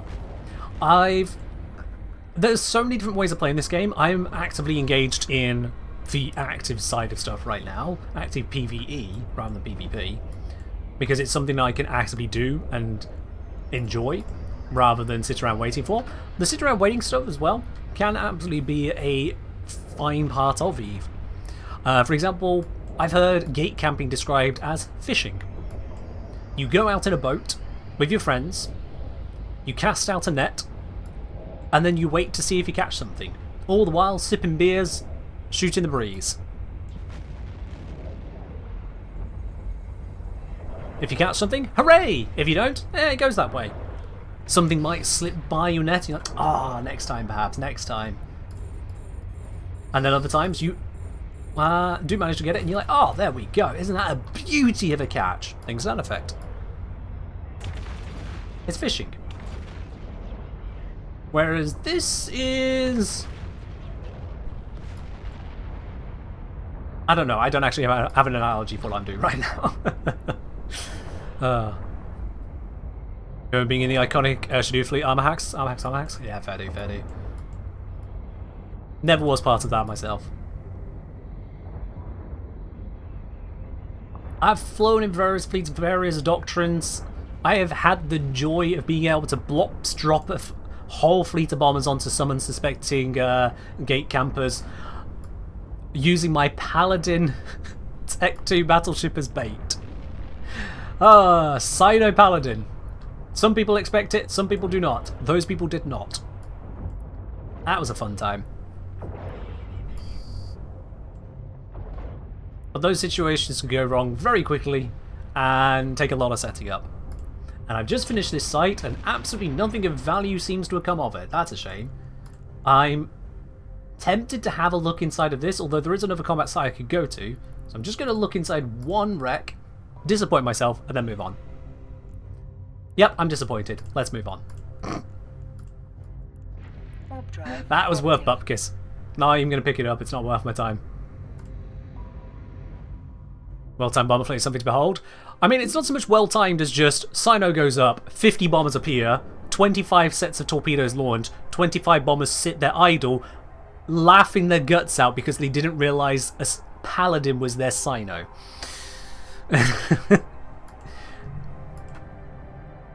To put that into more general terms for non-EVE players watching right now, I did the equivalent of running up to the front door of a rival gang's headquarters and then decked out in all the gold and chains I could carry, and yes, I do mean gold chains, decked out in absolutely all of that. I goaded the two bouncers to get off of the door and fight me. The bouncers, with their AKs in hand, wondering what the fuck is wrong with me, pointed them at me, only to discover that somehow 50 other people teleport next to me and shoot them first. And the mouse is like, what? Dead. Obliterated. And the people inside the club are like, you know what? Maybe let's not deal with that. Let's maybe just absolutely not deal with the 50 teleporting people appearing around Mr. Bling. Drive-by? Drive-by has a little bit too momentum to it.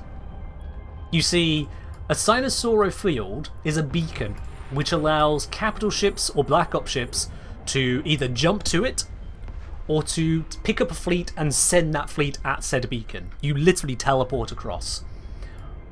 Unfortunately for the Sinosaurio field user, the person holding the beacon, it anchors you in place. You cannot move. You are locked for the entire lifespan of that beacon. So I am there in the blingiest of bling, holding this torch above my head, going, "Come at me, you fuckers!" And even after we've killed them, we then have to wait a few minutes before my ship is even able to do anything other than sit there taunting. Which was just a whole bucket of ridiculous. The fleet commander who was running that entire operation, when I told them what ship I wanted to use as the bait, they said, "Alright, that's fine, it's your ship, it's your money, you'll get no reimbursement from anyone. Here's the thing though, if you get into trouble that we don't want to fight, we're not coming to help you. Unless you give us a warpin or a Sino that is worth jumping to, we won't be there." So it was very much a case of only bait the right kind of fight or I will lose every bit of my bling and I'll have only myself to blame. But I did it! And it was glorious. And that's exactly what you live for. The glory. There used to be a tactic where you could park a bomber 100k off a gate, decloak, get an incept to run at you. If you time it, drop a bomb when the MWD active and one-shot them. Yeah. Yeah, the number of times I have heard the call out, "MWD off, MWD off, MWD off, prop off, prop off, prop off, prop off, stop, stop, bombs, bombs, bombs, prop off, prop off." And then you just look around as half the fleet that have fallen asleep don't turn off the prop mods and they explode. Because they were giving themselves a even line equivalent of a void proc, big old bubble sucking in all the extra shots, and a shrapnel grenade goes off that hits them well and truly proper. While the rest of us ducking for cover, oh, for fuck's sake. We didn't need to lose even one of you. Please wake up. Well, they woke up in their home station because they were dead. Gambling man? I'm not a gambling man. You'll notice my paladin never died. It may seem like gambling, but I didn't. Plucky, you can absolutely have your girlfriend forward all complaints to me. That is fine. And if your girlfriend finds that they then have nothing to do, they are welcome to come to this stream and enjoy my entertainment, whilst you are not entertaining them. I'll come in here, I'll show you the games, and I'll take your girlfriends. And I'm gay, don't even need them. Take them anyway.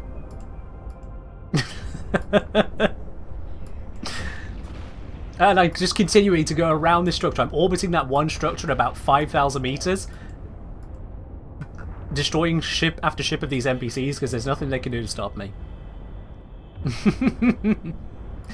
And hoping for a rare spawn. Damn right, Difelian. Damn right.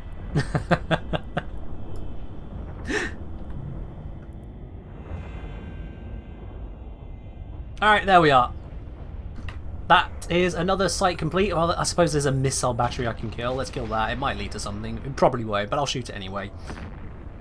It's a very weak missile battery. It did 75 damage to me. I repaired it without even looking. And nope. No value in this site either. Damn. What was the secret to keeping your blink if it had gone wrong? Step 1, don't let it go wrong. That's it. That's the entire step. I was absolutely winging it. 100%. I could talk a bad game, but I was winging it. If I'd have knocked on that front door and 50 people had stepped out, the fleet commander would have just left me to die, and that would have been it. I don't even want to scoop that. What we got here? Any of these good? Nope. Nope. Nope. The others are out. Oh wait, that one's got more value. Yoink. That one's worth like 400,000. Nope, nothing good. There's one other wreck left to check, and it's all the way over here. Most of these are empty. Of the ones that aren't empty, most of them are crap. And this one's crap. I'll take the scraps just because I can, but... S tier crap, that's what it is. That's what scrap stands for. S tier crap. It's brilliant, but it's still crap. Alright, that is this system harvested for all that it's worth. At least right now. Actually, before I go to the next system, I'm going to dock up and refit my ship, because I currently have a data analyzer on, and I want to switch it back to a sensor booster. Yeah. Gold-plated shit? Oh, I wouldn't go that far. It's more titanium-coated shit. I basically just picked up a few broken titanium bars, which I can take to a reprocessing facility and melt down into some titanium. Docking permission requested. Like, yay! I have got some very basic metal. I can use that to weld some girders together. Huzzah! It's almost valueless, but it's also almost weightless, so sod it, why not? I have 4 of them on me right now. They take up, each of them, 0.01 meters cubed. My ship can hold 400 meters cubed.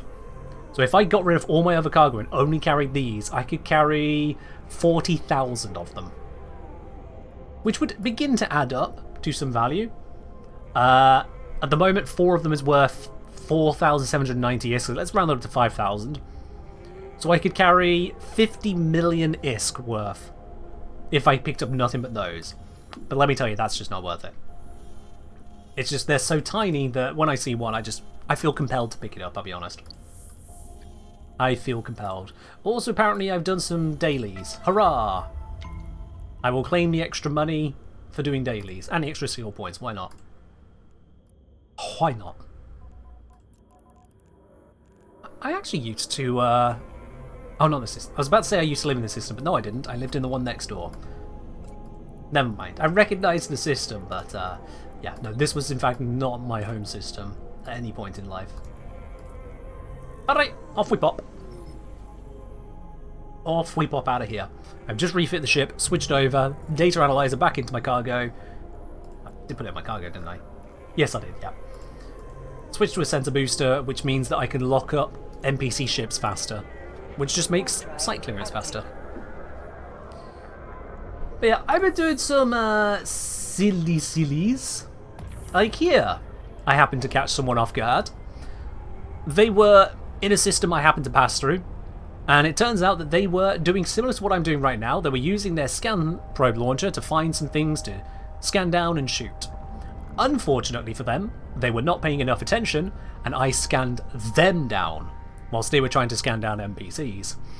I appeared next to them, they didn't react in time, every single system started blaring alarms at them as their shields went and then their armour, and then their hull, and then everything they held dear. But they handled it exceptionally well. They did the right thing. Their response was, whoops, I shouldn't have been as AFK as I was. I should have been paying more attention. My bad. Like, it happens to all of us. No hard feelings, my dude. No hard feelings. And that's exactly the correct response, because when you undock a ship, you have lost that ship. This ship I'm flying right now is dead. D-E-A-D, dead. If I want to get this ship back, I need to dock it. I need to find a station and park it in there. Until I do that, the ship and everything in it is dead. And so long as you have that perspective, you're good. So long as you have that perspective, everything you achieve now is profit. Everything you achieve is an improvement on your situation. And if you manage to not only get back alive, but bring loot and glory with you, then brilliant. Do I have the same in-game name? I want to see if we've ever crossed swords. I do not have the same in-game name. Plucky, let me know. What is your username? What's your in-game name? You can whisper it to me on Twitch if you'd rather not share it with the world. Because I can very quickly check that as well. You won't find me on public guild boards typically, at least not very often. I don't have my API connected up to keep the details a little quieter. It makes it harder for people to know where I'm prowling and what I'm doing. I prefer it that way. I don't recognise your name, but you never know. I have had people genuinely turn around and say, oh, I didn't think you were going to be dangerous. I had a look at your kill board, and I had a look at your security status. I thought you were safe. It's like, yeah, that's the point. My security status says, I am the cariest of bears. I am not a pirate. All the details you could look up about me says, not a pirate. Oops. My bad. Anyway, let's have a quick looky-loo here. I do realise I've scanned down a site that may be of interest. Oh, hello. Oh. Goon Swarm, that's why. We don't need to worry about the red there. It's just Goon Swarm. Just one part of an alliance, which is often full of blobbies. I don't know why there's a random venture out here, but that happens. It just means when I'm out doing slightly more piratey things, if I come across a couple of people with that tag, I probably should run.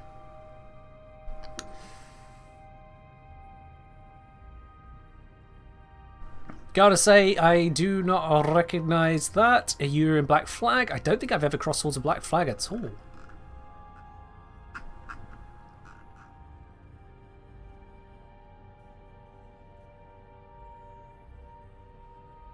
I don't think we have.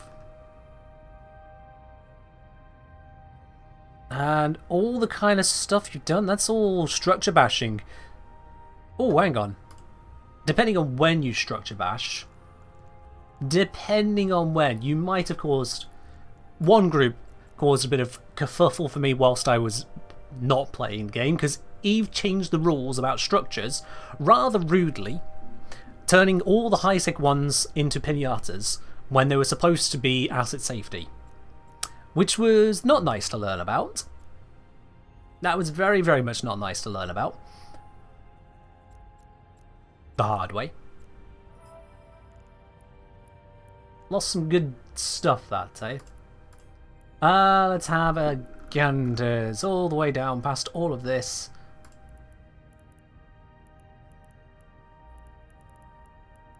Did a lot of silliness.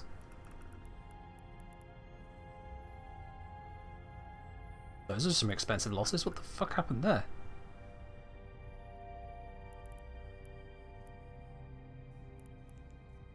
I don't think that was me. I think I'm looking in the wrong location.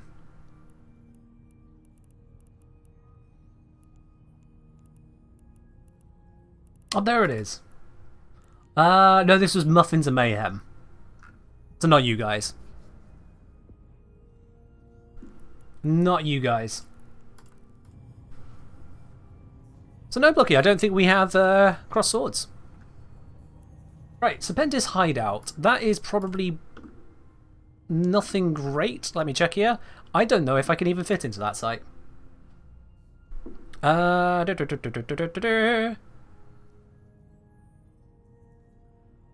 I might be able to. The wiki is not very clear, but I might be able to get my ship in there. Also, big hero, cheers. Ooh. Much appreciated. Right, recall the probes. Turn our camera. If we can indeed fit inside this site, I will run it. If not, I will go to another one that has spawned that is not as interesting to me, but still worth a lucky loot, potentially. I've recalled my probes, but I see probes, which means someone else might be scanning. Are they scanning here? Maybe. Well, can I go inside? Yes! Oh, okay. So this is the lowest level of unrated site, but I didn't think I could fit into the unrated at this low level. So we have got another chance at a faction spawn here, guys. We have got another chance at a faction spawn, so I'm going to switch up my mode to long range combat. Fire the lasers. Excellent. I'm moving already towards the gate to the next room, whilst I take out these things which are locking the gate.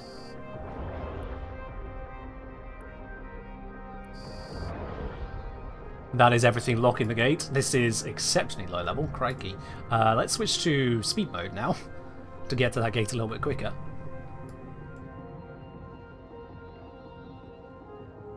Skeelers and abyssal sites, there is a learning curve? Yeah. I've looked into abyssal sites, and I'll be quite honest, not only do I not want to do them, the very concept of them just seems weird. Oh, hey, another ship spawned. Alright. I missed it, I'm moving too quickly. And now I died. Now I can go through. Warp drive active. Yeah. So, abyssal sites kind of break the way that Eve is normally set up. Normally, if you are doing something in Eve, you could be found at all times. If you are in space, you are in space. But for abyssal sites, is that it?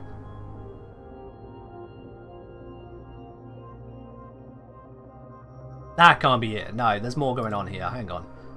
Bunkers. Bunker or armory? Is there an armory? There's an armory. That's probably what I need to shoot. I was going to say, only one NPC? Here we go. That's a little bit more like it.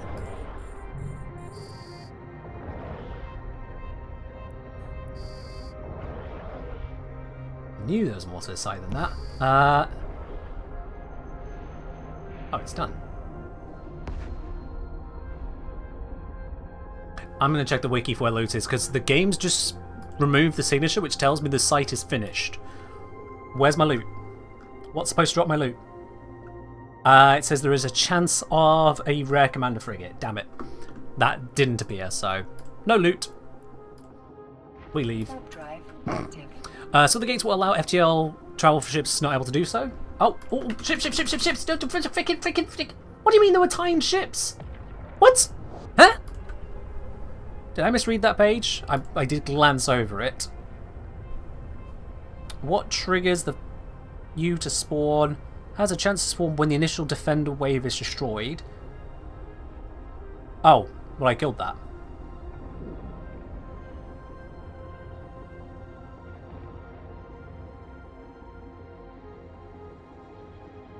Right, yeah, no, there was nothing left to find there. That's fine. Good. Okay, that was just a time spawn of nothing. Okay.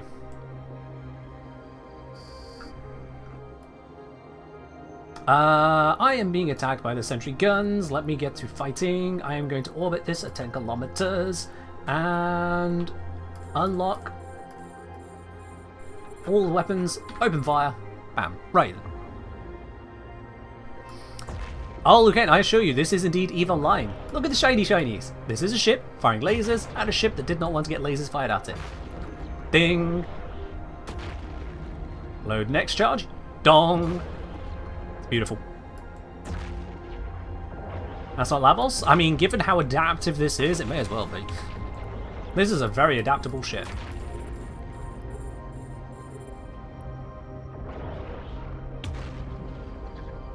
All spreadsheets and markets? Nonsense. Laser beams. And railguns. They are shooting me back now. I have moved in to get shot back at range. Which is fine, I can continue just shooting them.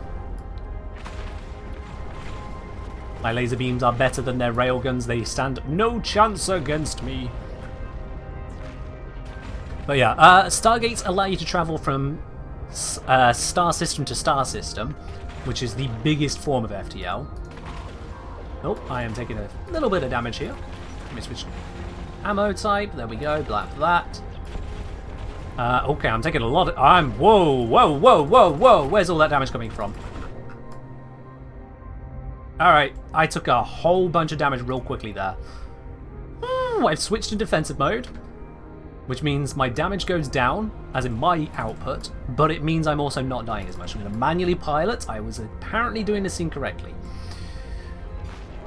There we go. Take some of the heat off of me. Let's melt through some of these others.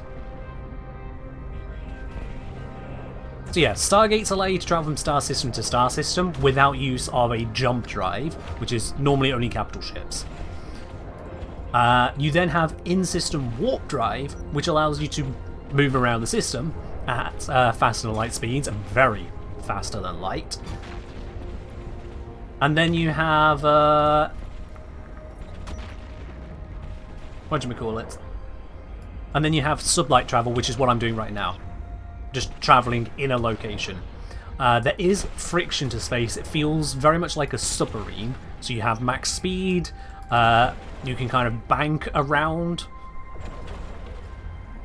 It does feel very submarine physics. Which is fine. That is actually much easier to understand than actual space physics. You know, this ain't no rocket science. Most people would not handle the rocket science.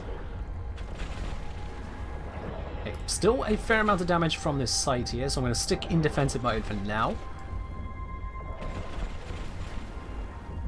Defensive mode is making it harder for them to hit me, and when they do hit me, I have higher resistances.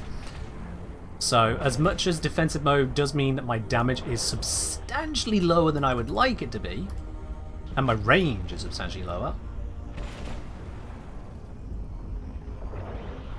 it is worth it to not die. That is the big takeaway. Oh hey, there's another confessor on scan. Someone else is flying this same shit. Oh. I'm continuing to manually pilot my ship rather than just set orbit on an object or something to make sure I'm in the best position to not have trouble here. Because this ship is not exactly designed to have a whole lot of damage thrown at it for very long. It looks like I may have triggered and then subsequently completed the entire site.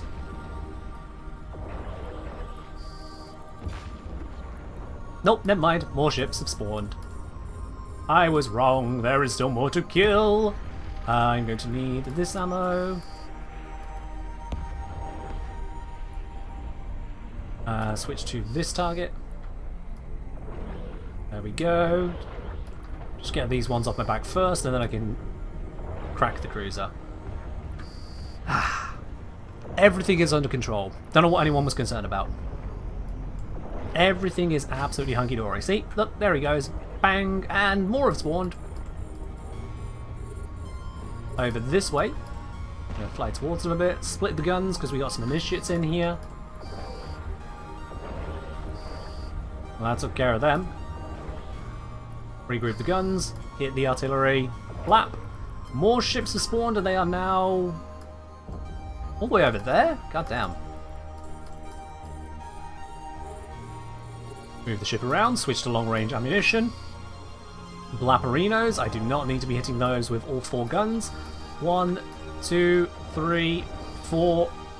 That's all of them gone. Regroup the guns. Onto the cruiser. Whew. I am flying in a tactical destroyer known as the Confessor. So it's a T3 destroyer.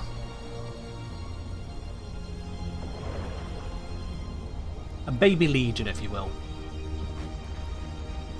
And that, I think, is this site completed.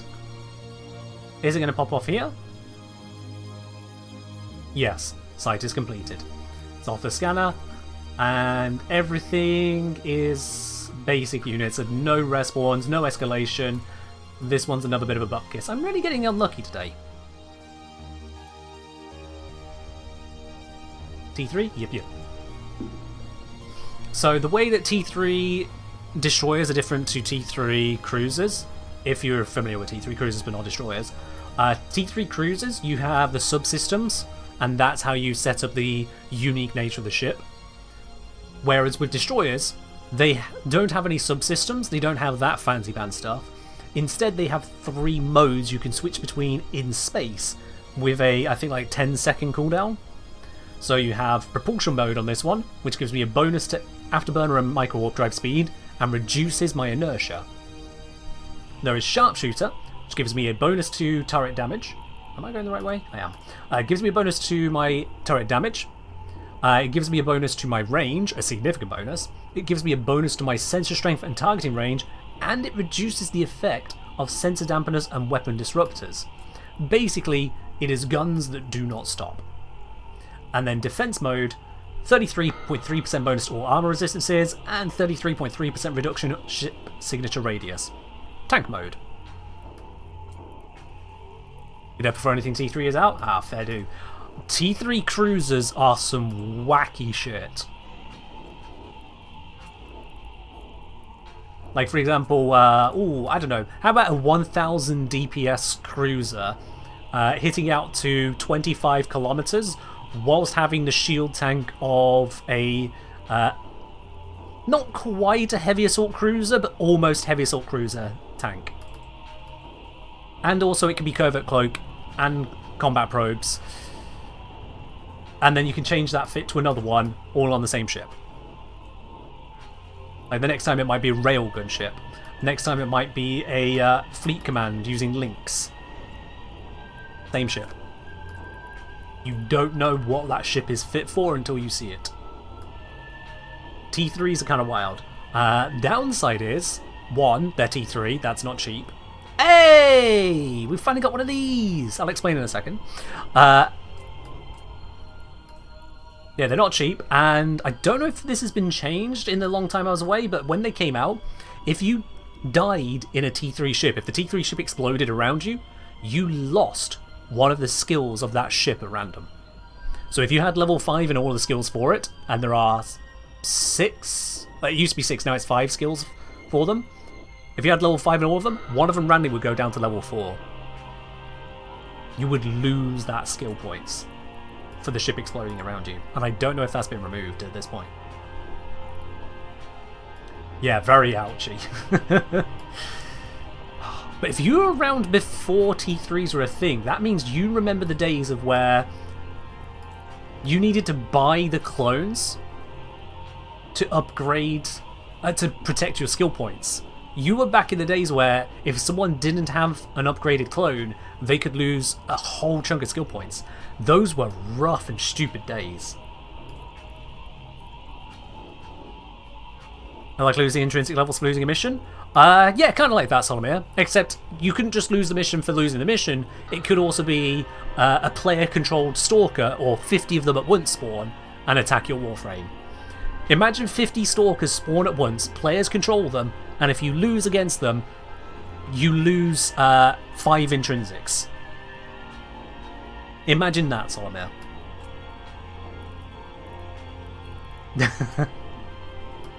That's how brutal it was. And then what I'm referring to with Laukane there, back in the day, and we're going right the way back now, it used to be that you had to pay to upgrade your clone, which held all the memories of your character, your skill points.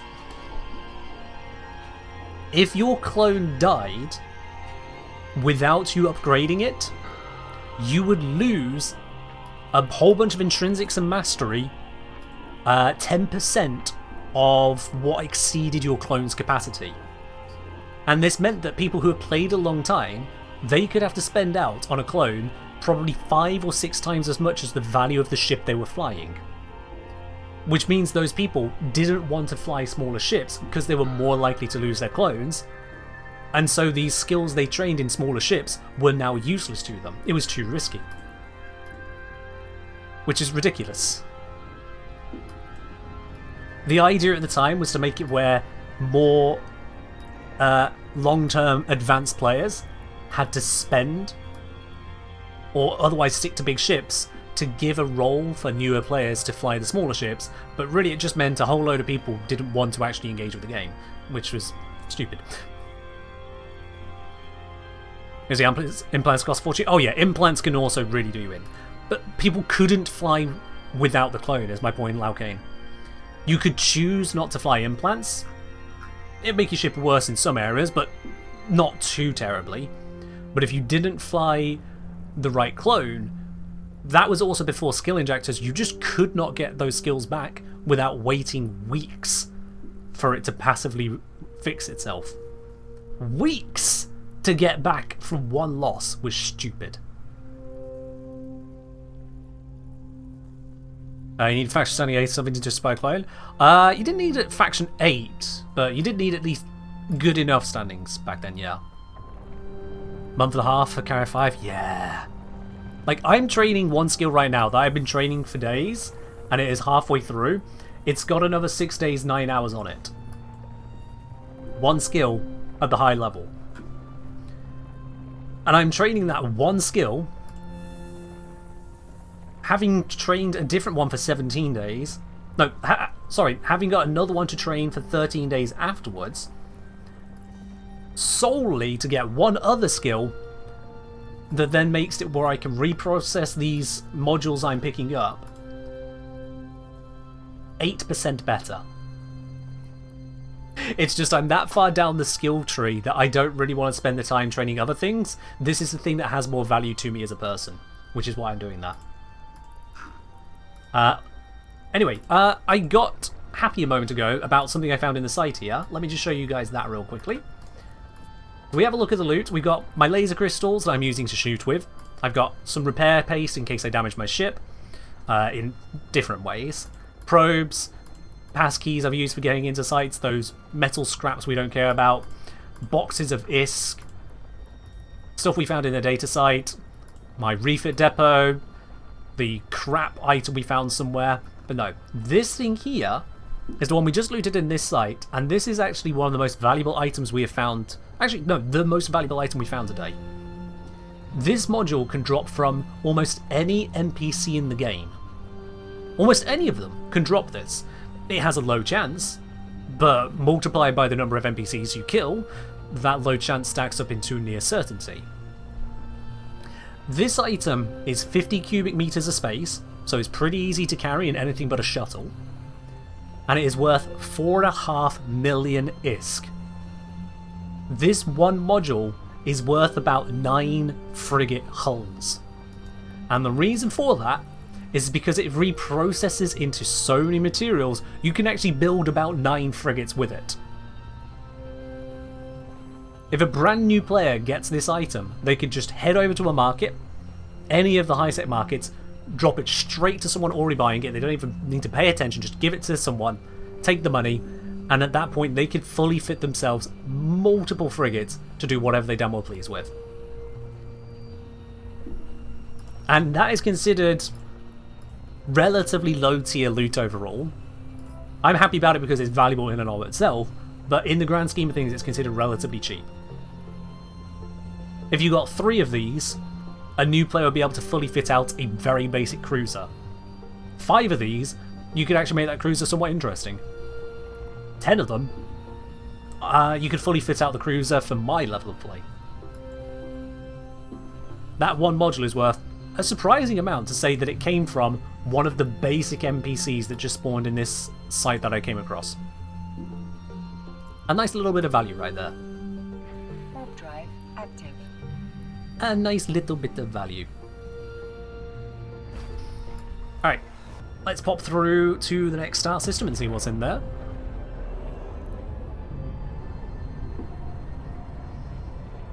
Yeah. With the way that skills work in this game, they passively train over time. You can buy skill points to skip forwards on that, and you can passively accrue some spare skill points to just put into a skill instantly on demand through various means. Naturally, because there is an in-game market for items, and you can buy the Evil Line equivalent to Platinum, you can just buy your way into things, but it gets very, very expensive, and that only means your character can do them, doesn't mean you're going to have the skills and knowledge to do it correctly. I can guarantee if you took a new player and handed them this ship right now, a day 0 player, and handed them this ship, they wouldn't be able to do half of what I do with it, simply because they'd have no idea how to do that. So you can buy your way into it, but it doesn't actually make that much of a difference. You don't need a time sync of Eve? Understandable. if you figure that you wouldn't be able to control your time habits with it, then I absolutely get you. There is a whole bunch of drop-in, drop-out content, but then there's a whole bunch of stuff which is more timer demanding, and certainly if you played a lot of EVE, you might be more interested in the stuff that unfortunately does demand a lot of time. All depends on what you're looking for, really. All depends on what you're looking for. That fella saying, no, am I lucky if I was given that ship to someone who's never played EVE Online before? I'd probably hit the self-destruct button before I got anything else done. Oh, you mean this button right here? Self-destruct. Yep, self-destruct. That button right there. I'm going to cancel that now. I bought self-destruct. Wait, it said it wouldn't. I bought self-destruct. Thank you. There we are.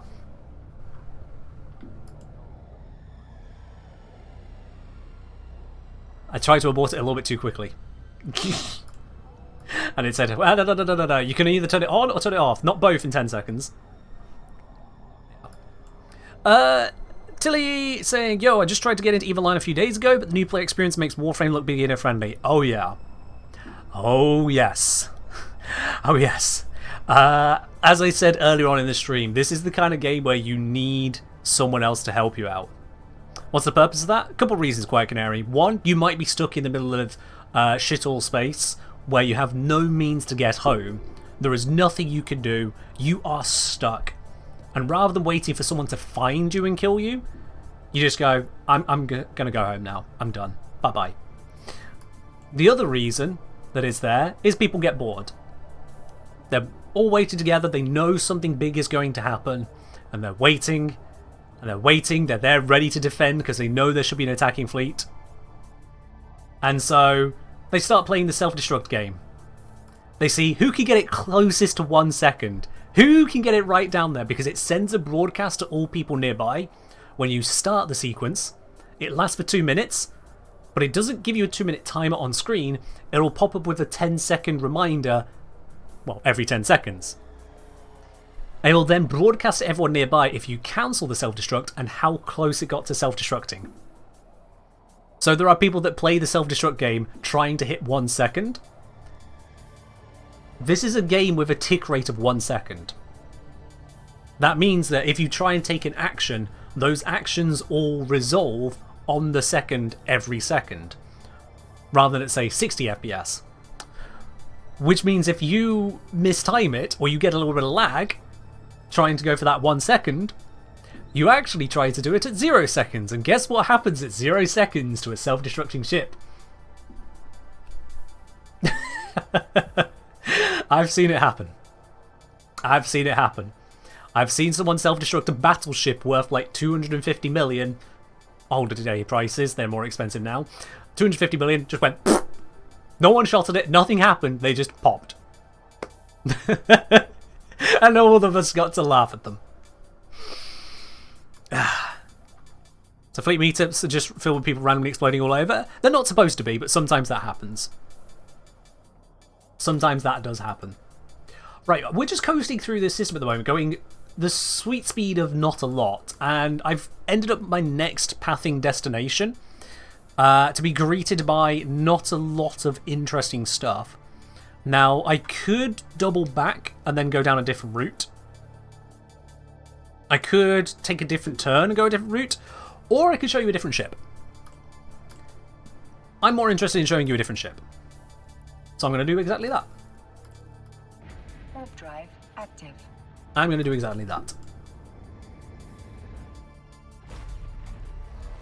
We are going to head on over to a nice, lovely little bit over here. There you are. Yeah, you can self-destruct your ship. The only real reason you might have to honestly self-destruct is if you've gone wormhole exploring and you don't have a probe launcher with you. And at that point, if the wormhole closes behind you and you can't find a way out, you then just have to... Goodbye. Docking request. More commonly, people have to self-destruct their pods. If their ship has been blown up, they're now just in their escape pod. They're like, you know what? I'm not spending the next 20 minutes flying the 25 jumps home. I'm just going to off myself. And so you spend 2 minutes rifling around inside your pod to find your gun, and you're on to your clone in your station. The bucket of lava way of escaping the cave system? Exactly. You get to take nothing back home with you that way, but you are home. So, we're not going to do that. We are instead going to equip or activate or get into this ship here called Probe. I can guarantee you this ship is not, in fact, a probe. This ship, the hull alone, costs 1.4 billion ISK. This ship is just a little bit bigger than the one we were in a moment ago. Ain't that a beauty of a ship right there? This ship is known as a Marauder. A Tech 2 battleship. Not a Dreadnought, no. Tech 2 battleship. I'm in high sec, how could there be a Dreadnought here? Looks kind of like a cannon with a ship around it. It hits like a cannon with a ship around it, yes. This ship, with everything it has equipped, counted for, is actually worth 2.1 billion. And has a damage output potential of 2,470. To put that into perspective, the one we were just flying has a maximum damage output of 400. This has 2,400. Ah, yeah, fair enough, Laucaine. I think there's still a couple of those around, but they are highly restricted in what they're allowed to do. And trust me, I am not rich enough to have one of those ships. So this ship is big, it is mean, it is strong, it is expensive, and it might not have exactly the right fitting on right now, if I am quite honest with you. Given the situations and circumstances one can find themselves in. So I am going to... I'm going to take this off. And I'm actually going to butcher another ship I have. Because I need an item off it.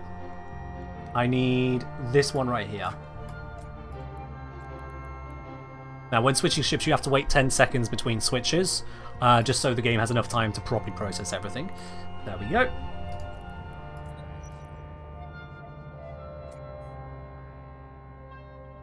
Don't have another script. Is there a script in the station? Does any loot from your ship survive if you self-destruct? Yes. So whenever a ship blows up, the ship itself is gone. It becomes a wreck, and that can be salvaged for a pittance in comparison. The rigs on it are gone. Rigs are permanent modifiers to a ship. But all of the modules and cargo, the things that the ship actually uses, those have a 50% chance each of being dropped. Every item 50%. So if I had a really shiny ship with a really shiny item on it, and someone blew me up, there's a 50-50 chance they get the shiny item. There's also a 50-50 chance it vanishes forever. Let's see, targeting range scripts, none nearby. Well, I'm just gonna...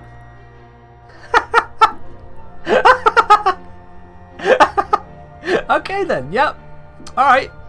Past me put up a buy order for this very item in this station, and it turns out, despite paying a little over the odds for it to try and incentivize a new player to get hold of this cheap item and bring it to me, no one has. It is worth 24,000. I put up a buy order for double that. If a new player paid attention, they could get that one there that is half the price, bring it to here, get the profit. It's not much profit, but it's profit. But evidently no one wanted to do that. And I set that up, it turns out, about 4 weeks ago, according to that timer there. Fair do. Fair do. Alright. Was it 4? No, 3 weeks ago. Ish. Anyway, so I'm going to run without it. That's a shame. But the reason we're here is not just to have a look at the ship and grab it, but to actually use it, potentially. If this guy here lets me use it. Give me something good. That is not really what I wanted, but it's good enough. we're going to do it. So what I have just done here is I have gone to an NPC agent and asked for a personal mission to be created. And randomly selected from the table of missions, he gave me this one. So I'm going to go over to that location and run said mission. Now, as much as it is personal, as in it's spawned for me, I have the warp into it. Someone else could scan me down and then warp to it, but they don't really have a reason to do so. I'll be quite honest. But anyway, we are going to head on over and deal with it. I don't think I need or want to bring anything else. Actually, yeah, I've got everything I'm going to need here in general. So, time to bring out something big, fat, and mean. Oh, yes. Will we get an AK review when 1999 comes out? Just popped in to ask. When 1999 comes out and I know what the actual content is, I can have a look as to what content there is to review. I cannot make any promises of any kind until then. Just being real with you. Active. So, this thing doesn't just look like a brick, it turns like a brick. Looking at it now, this doesn't actually look all that shiny because we were talking about this ship earlier. So let me just fix that for you real quickly.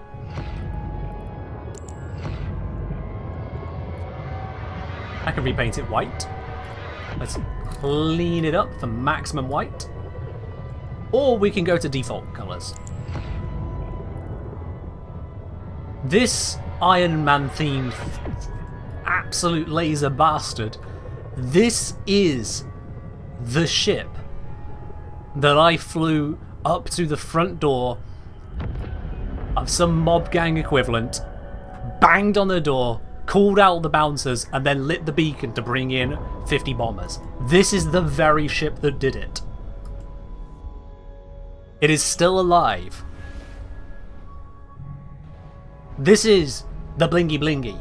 So when I said it was full of gold, when we decloak from the jump gate, there is the gold. There is the shiny shiny. We're bold in gold here. This laser bastard means business. It also means a lot of money. A ridiculous amount of money for what it achieves. But it achieves a lot.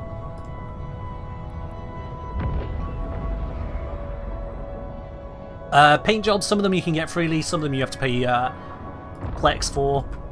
Plex has been split up into 500ths. So, old school Plex used 1 Plex for a month of subtime. Now it's microplexes, which are just Plex. 500 of said microplexes is 1 month subtime. It allows Plex to be used as the premium currency rather than the old Aurum you might remember as an older player. Because Aurum was just terribly underutilized. Alright, I could look at the mission guide for how to run this mission. I'm going to be a moron, not do that, and instead just run the mission. This may be a mistake. I don't actually care. I don't actually care. Looking at my ship, I am purely prayer tanked, not gonna lie. We will see if that is sufficient. This may be a mistake. In any case, I'm going to immediately drop both of these deployables, save their location in space so I know how to get back to them, siege up my ship, out comes the extra shiny bits. The ship is powered up at maximum. Increasing my scan resolution so I lock things faster. I'm increasing my locking range. I am increasing my targeting range. I'm increasing the optimal range of my guns. I'm going to increase that now yet further by switching to long range ammunition. Doing everything I can. So these enemies, which are 76 kilometers away. Look at how far away that is. My ship is... You can't see my ship. You know it is over there, but you can't actually make it out against the backdrop of space. It is somewhere over there. This thing just lost its entire shields, and its armor, and it's dead. At that range, it is dead. And now on to the next one. Pew pew pew, next one is dead. On to the next one. Next one is dead. That is what this ship is capable of. At this distance with that damage output against cruiser-sized ships. These are not frigates. These are not the ones we were one-blapping earlier. These ones are a whole tier above that. And we are just tearing through them with our damage output at that range. Next to me, I have a structure that allows me to change the modules on my ship if I find it necessary. Although I'll need to come out of my siege equivalent to do that. And this other one is scooping up the loot from the things that I am shooting. It is tractoring them into range so that I can enjoy all that loot. That was a battleship that just blew up. NPC, so not as impressive as a player battleship, but it's still a battleship. There goes a battle cruiser. On to the next one, it's another battleship.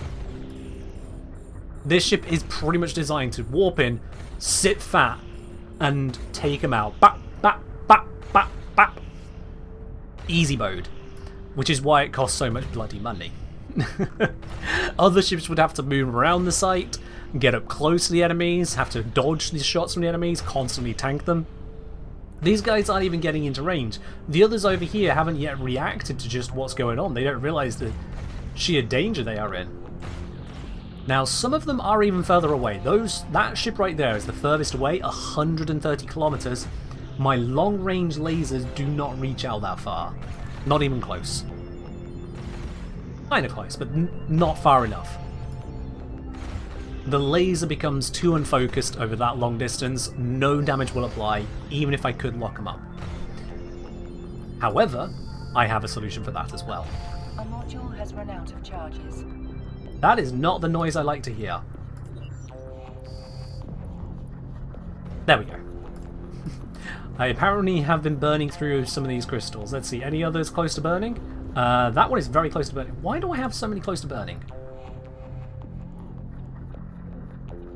Okay. Unload cargo. No, it should be fine for now. We'll just keep running that one. I'll fix it later. Let's scoop this up. So you see how there's those ships all the way over there? Kind of a little bit too far away for me. I'm going to turn towards them. How do you know when you kill someone? The icon that is their ship, the hit points have hit red, and then it'll blink a few times before vanishing off. If it just instantly vanishes, you only lost your lock on them. If it blinks and vanishes, they exploded.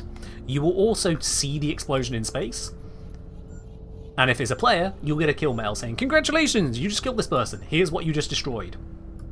Anyway, those ships are really far away from me. I'm pointing at them. They are over 100 kilometers away. And I am moving at 123 meters per second. You don't need to be a math whiz to know that'd take me a very, very long time to get there. It would be a shame if I had to travel all that distance normally. Wibbly wobbly rainbow. Boop. I am no longer 100 kilometers away.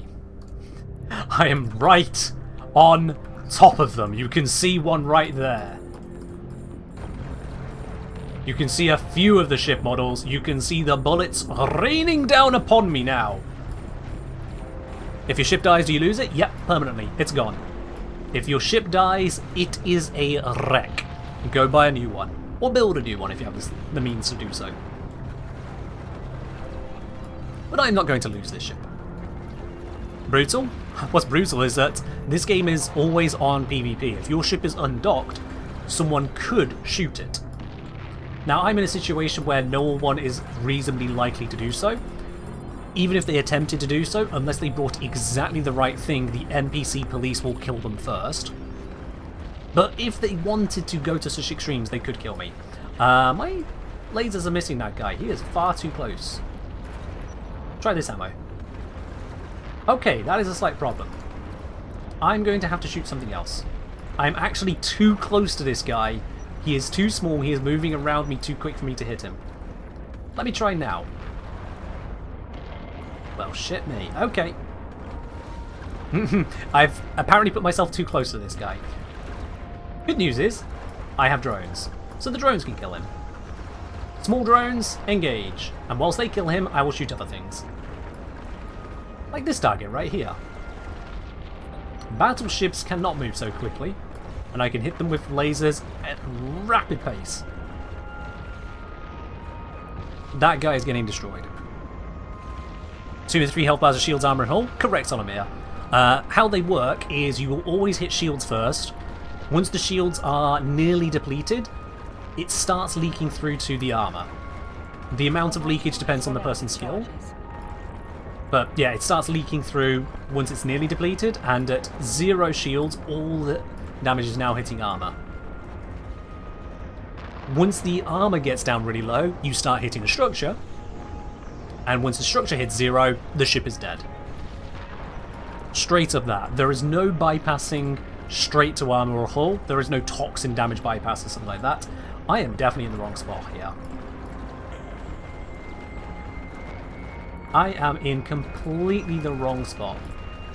I am not able to hit any of these. They are moving around me too quickly, and I took off the module that could make this easier. So I'm going to unsiege and move away. I think I can hit this one. Oh, yep, that one exploded instantly. Ha! But the others are too close to me. That said, they are... 2 of them are frigates, but 2 of them are cruisers. Yeah. This is a piloting error. Do I have the grapple on me? I do not. I left it in the station. Yeah. No funny Stellaris missiles that skip shields. Correct, yeah. Correct. However, there is no shield gating, there is no armor gating. If you hit something with 1,000 damage and it has 1,000 hit points, it's dead. But you can apply resistances, you can dodge by just being very fast so that their turrets can't track you. I'm in fact going to move away from this guy, directly away. Am I shooting the other one? Oh, I'm shooting that one. Okay, we'll move directly away from this guy to improve the chances of me hitting them. That alarm is no concern, that's just my shields, this is an armor ship. That alarm is the equivalent of someone telling Lavos, Lavos, you're out of shields. Lavos doesn't care. Recharge and repairing during battle, better than any other sci-fi ever. What is my favourite ship and why is it the Rogue? No, that's a throwback. I mean a Rogue. Oh, fucking Rogue. Anyway, no, my favourite ship...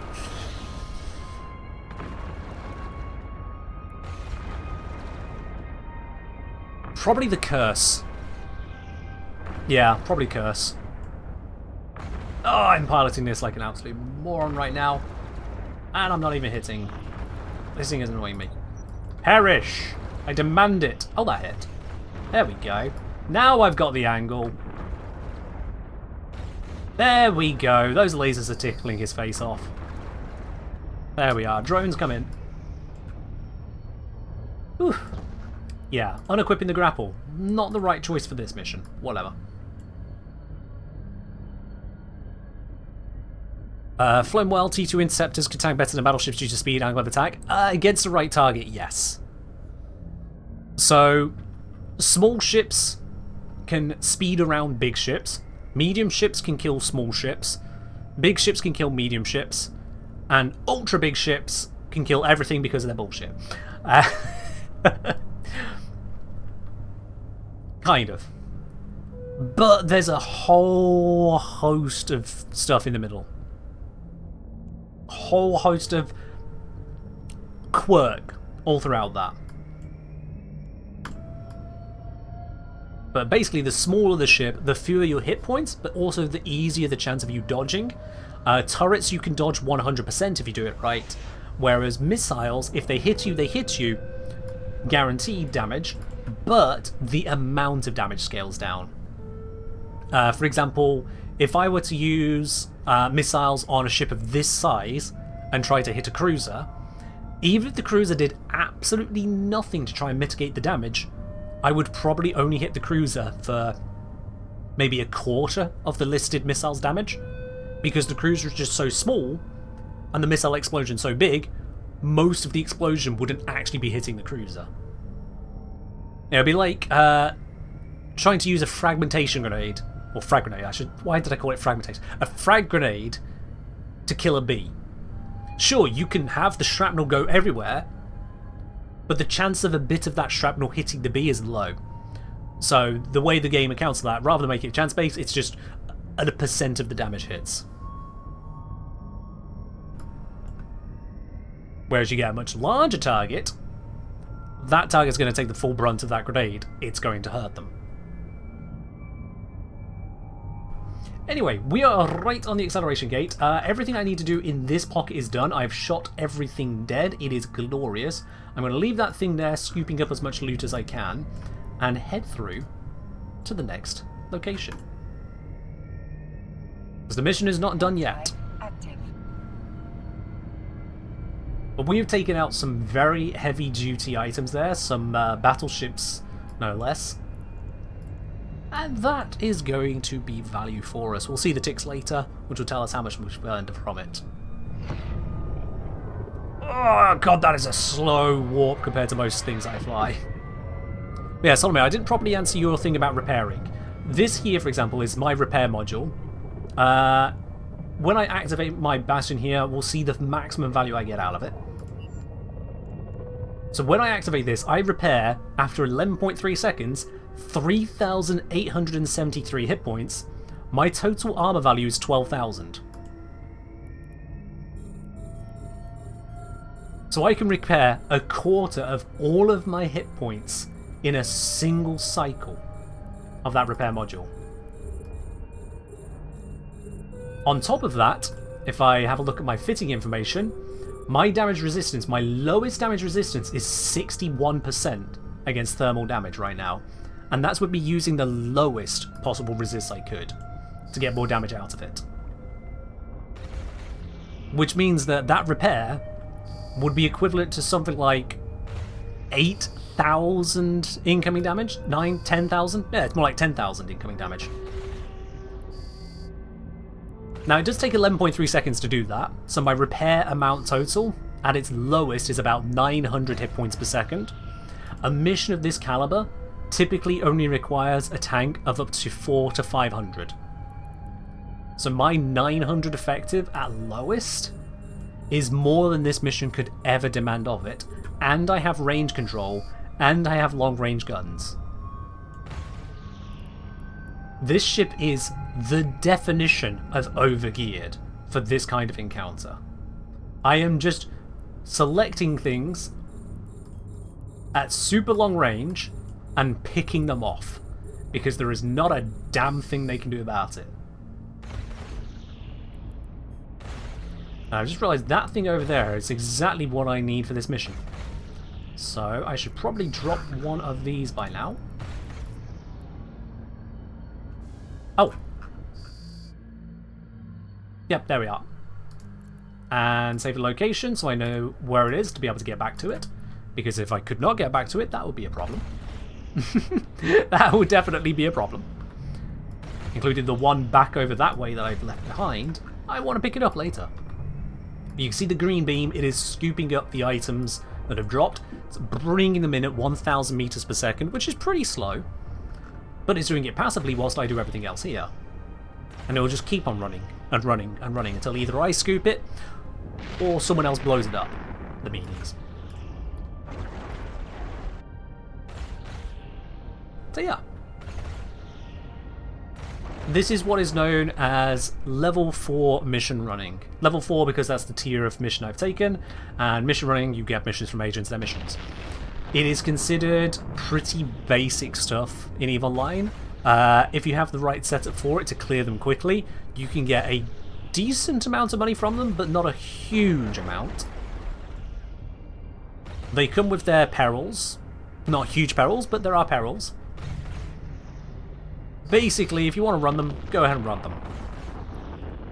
They are pretty much the laziest safe space shoot 'em up you can get. You speak to agent, agent tells you where to go. Pew, pew, pew, pew. Go home. Give the thumbs up to the agent. Get paid. added bonus, whole bunch of wrecks that you can loot and scoop. If you want to. That's the trick.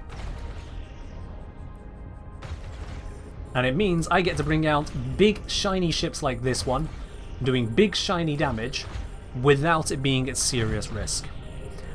I am still scanning to reduce that risk, just in case I find that someone is trying to stream snipe me or something like that. Highly unlikely. I am not in a position to be worth stream sniping, but it is possible. Which is why I'm continuing to shoot.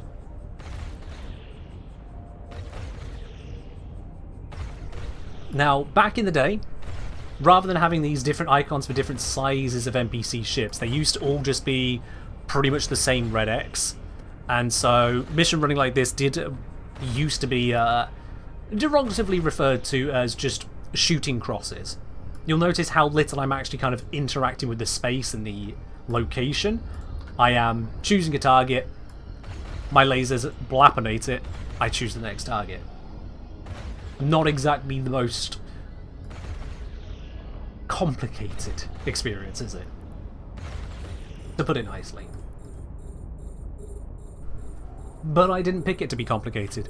I picked it to fire lasers at NPCs. That frigate got insta-blapped. Let's do it again to the next one. That frigate got insta-blapped. He's nice. All the while that I'm doing this, I can see on scan that there are 1, 2, 3, 4, 5 mining ships somewhere in this star system, just happily mining away. And I'm leaving them to it, because this is high security space. I'm not actually allowed to attack them. Not by the game rules on an out-of-game level, but on an in-game level, the in-game police would have a serious problem with me if I tried to attack them. So they get to do their thing, and I get to do mine in relative peace. Oh, that thing just insta-popped. Oh yeah, that's the mission objective. Mission objectives do insta-pop. They are typically not very strong. Which is nice. So in that wreck right there is exactly the item I need to finish this mission.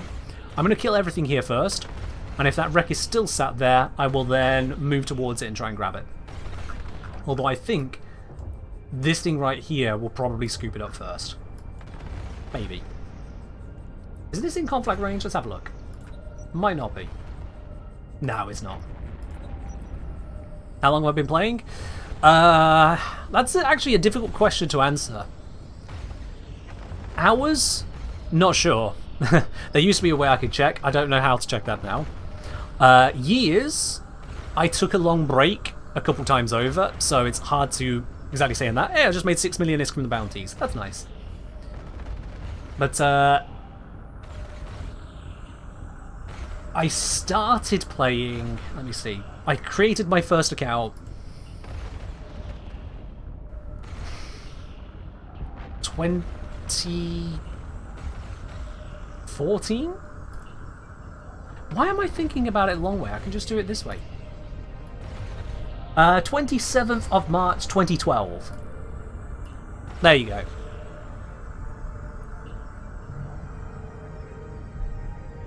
How many skill points does my character have? 100 million-ish. I have... yeah, 100,951,000.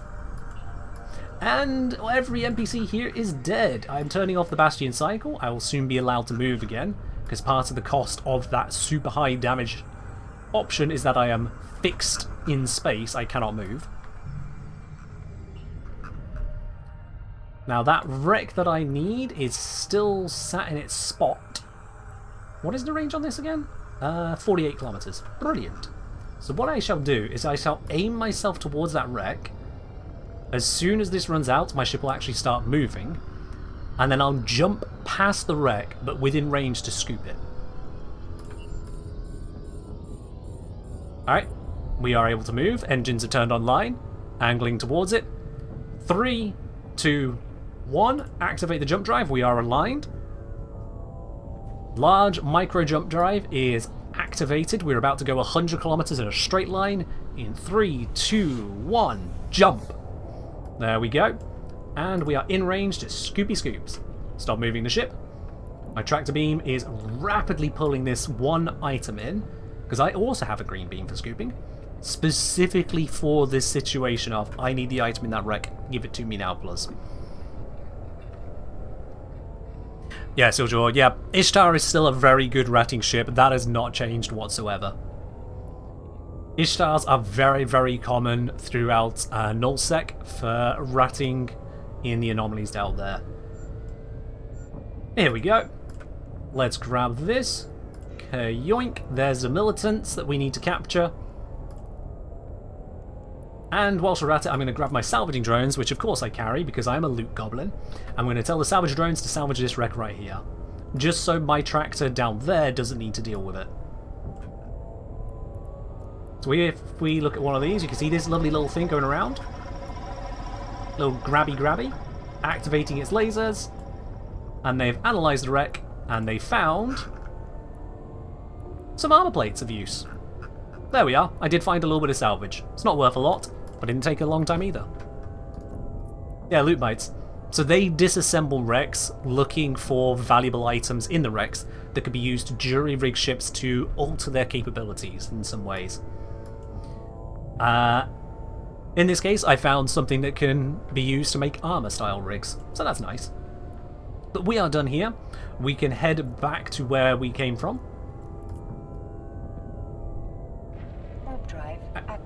Just double checking, yeah, I do have a bookmark right there on my tractors, so I haven't lost them. You think you started even salute? Fair do. Terrible pun is terrible. But there we are. Mission run. Not the most efficient way of doing it, considering that I ended up sig-tanked by a couple of those cruisers for a bit. That was just stupid flying on my part. Lazy flying, but it's fine. There are absolutely ways to prevent that happening. We got someone flying in this same area with an Oracle. A smaller ship than mine, but uses the same size of lasers. Unfortunately, in order to fit the lasers the same size as my ship, despite being a smaller ship, their ship has paper for armour. If someone were to shoot them with something like my ship, their ship would almost instantly evaporate. They wouldn't have time to warp off grid, they would die that quickly most likely. But they're not supposed to be used to fight something that can fight back. They're supposed to use those heavy guns and glass cannon the hell out of a target and then get out of there. That's their role. Goodbye, Oracle. All the Amaran ships, so the laser ships, they have very religious focus names. I'm in a Paladin, we just saw an Oracle, I was flying a Confessor earlier. The sister ship to my favourite is called the Pilgrim. Other ships include things like the Punisher, the Zealot, the Omen, the Apocalypse, the Armageddon, all kinds of very religious generic names. The Galente ships, which use blasters and drones primarily, they tend to have Greek focus names. You'll, in fact, if you are very carefully paying attention during Warframe videos, you'll notice some of my weapons are named after Galente ships, which by extension means they're named after Greek figures. The Caldari ships are often named after birds, so you have things like the Kestrel, the Rook, the Falcon. And then Mimitor ships are a mix of either being named after blades, saber, scimitar, stabber, or named after various things from Nordic mythology, like for example the Nakfar, or the Nidhogger, the Hel. You even got it down to one of their guns, the Gjallarhorn. Yeah, there is a ship that's just called the Stabber, with all these other bladed names out there. I'm being deadly serious about this. I know you don't disbelieve me. I'm deadly serious about this. If I go frigates first, standard Mimitar frigates, Breacher, Burst, Probe, Rifter, Slasher, Vigil. You get into the destroyers, you've got the Talwar and the Thrasher. Then cruisers, Bellicose, Rupture, Scythe, Stabber. A lot of it at that stage, I'll be honest, is more just kind of types of wound or wound causer rather than actually swords. For some reason, the battleships take a different route. They are the Maelstrom, Tempest, and Typhoon. Go figure. And the battle cruisers, similarly, are the Hurricane, Cyclone, Tornado. I don't know why they suddenly become storms, but they do. But then you get to their Tech 2s. That's where the naming convention switches up a bit. You've got the Cheetah and the Hound. You've got the Bifrost. So there's a little. That's the first look into a little bit of Nordic naming convention. And you've got the Zwippel, the Saber, our first sword. We have the Loki. We have the Huin and Rapier, the Scimitar, the Broadsword, the Moonin and Vagabond. You see, there's a mix of names throughout the Mimitar selection, either wounds, storms, Nordic mythology, swords. It's kind of a little bit all over the place, not gonna lie. Wasn't there a ship tree now I think about it?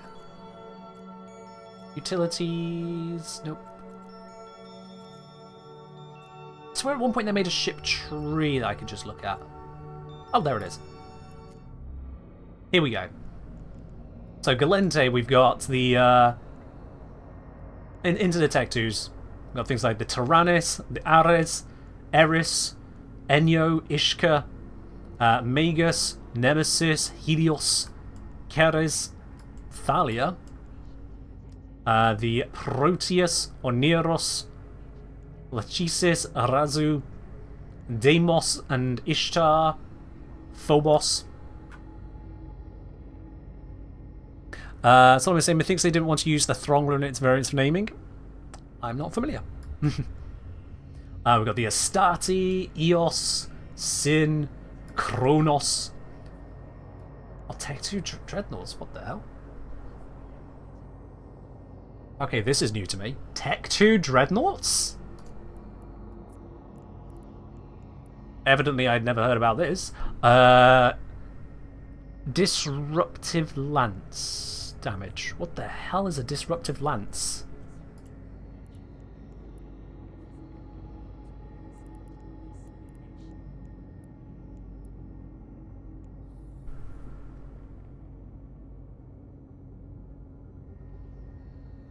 Well, that's all just a bit of flavor text and nothing really particularly scriptive, so I'll just look at the attributes and kind of translate what I'm looking at here. Optimal range 50 kilometers, SIGRAD 10 kilometers, warm up duration 15 seconds, beam rate. Beam. Oh! Oh, that's. Oh. I think I know what this is. If I'm reading these details correctly, these emit a long beam, kind of like Wisp's solar beam, except it deals actual goddamn damage. Because this deals 17,000 damage at base before the skills come online, 17,000 at base per second for 15 seconds. Ooh. Oh, that's nasty. And this doesn't appear to be targeted. You just target an area, beam that area, and if something is in that beam, it'll take damage based on its signature radius within that area. So smaller ships will take less damage, but smaller ships have less health. I see. So this is a mini Titan. That's what it is. It's a mini Titan. Okay. Makes sense. Considering that we have actual Titans as well. Erebus. Can fit a Doomsday module. I mean, that's all you really need to know about a Titan right there. Can fit a Doomsday module. Yeah. I'm not at that level. I don't intend to be at that level. The cost to build an Erebus is somewhere on the level of what are you even asking for? If you have to ask how much, you can't afford it. Erebus and other Titans are the ships that cause the headlines that say, "Evil line players destroyed £10,000 worth of ships." No one's spending that money to buy the ships, but if you were to, that's how much you would have to pay. To have a fleet of Titans would be thousands of pounds or dollars. Thousands. Because of the sheer amount of effort required to construct them. It is inordinately expensive. My ship, my entire ship here, might as well be ammunition compared to that ship. Anyway, we docked up with this guy. We need to let him know we finished the mission. Complete. Boop. We get a whole bunch of cash. We get a whole bunch of loyalty points. Those loyalty points can be spent to pick up items from their loyalty store, from this NPC corporation. Bye-bye. Hey Karen, just rewatch your Railjack videos. Has anything changed since you uploaded those videos? Yeah, Ductile. I mean, look at this shiny new interface we've got now. If you want to apply your intrinsics for your battle mods, you do it through this new fitting screen. I can't keep that one up. No, almost nothing has changed since I uploaded those videos. It is pretty much the same as it was before. Pretty much the same. And good news. I have created a command specifically for your question, so I'm going to type it right now because no one else has. There you go. There's your summary. Hello, Kenjineer. I've been away from Warframe for a while. I believe I'm on the new war missions to kill the Archons. I only have a bow and arrows and a knife. How do I kill the Archons without a Warframe? It's now Dark Souls. Good luck. Dodge roll. Aim for the head. And if you think I'm being facetious, I'm not. That's actually what you do. Your bow and arrow, if you time it correctly, becomes a bow and explosion. So time it correctly. You want the explosion. It does big bad damage. But otherwise, yeah, treat it like Dark Souls. Dodge, aim for the head. Dodge, aim for the head. Dodge, dodge, dodge, aim for the head. Dodge. And aim for the head. Good luck. Go learn all the commands. I mean, I did put this one in the title. Just saying, Mantis. It is in the title. Right, now we're not finished with the mission. I know I'm technically over time, but we're not finished with the mission. We're now going to get this ship, which I appear to have named... So, sure, let's grab... and go finish what we started. The mission's done. The militant's handed over to the agent, probably to be put in prison or turned into biomass. There might be tomorrow's burgers. Who knows? We recycle. But I'm going to go back to where I was now, and I'm going to go pick up my tractors. Because my tractors are going to scoot up all that juicy, juicy loot, and they're going to have all the wrecks nice and close to them. And this is a salvage ship.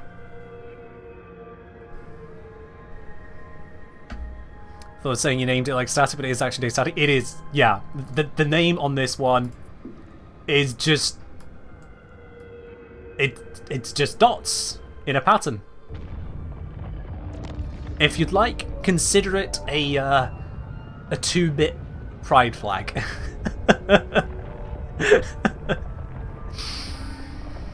Yeah.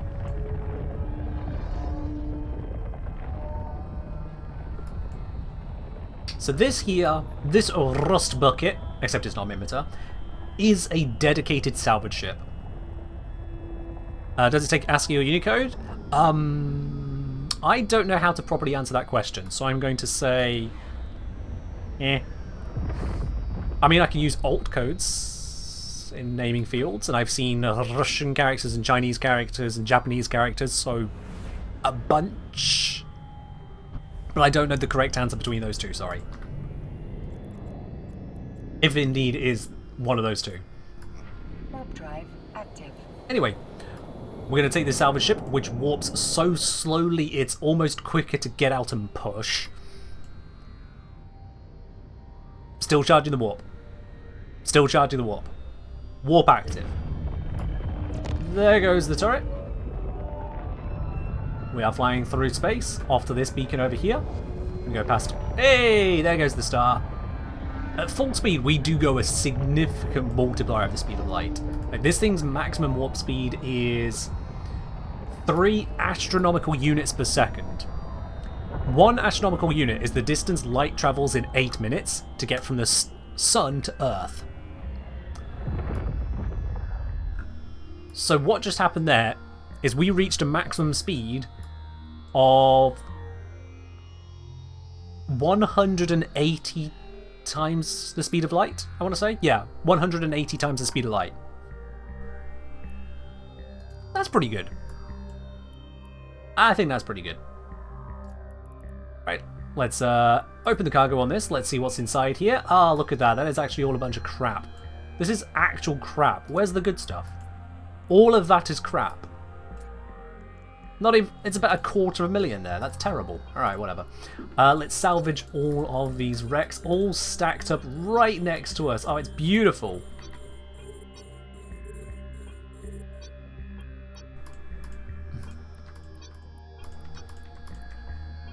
Activating all of the lasers, analysing all these wrecks. Scoopy, scoopy, scoopy, scoopy, scoopy, scoopy, scoop. Give me all that good stuff.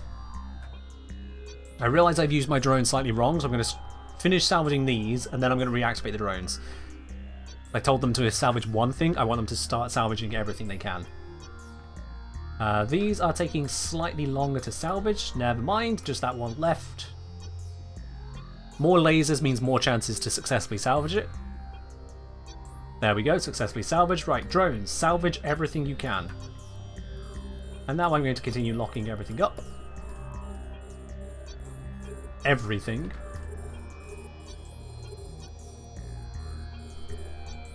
And again, an absolute spray of lasers. My god, that is a lot of mining ships on scan.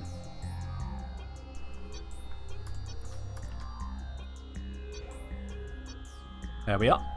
Can you use T2 salvage drones? I think I have that in the skill training queue, actually.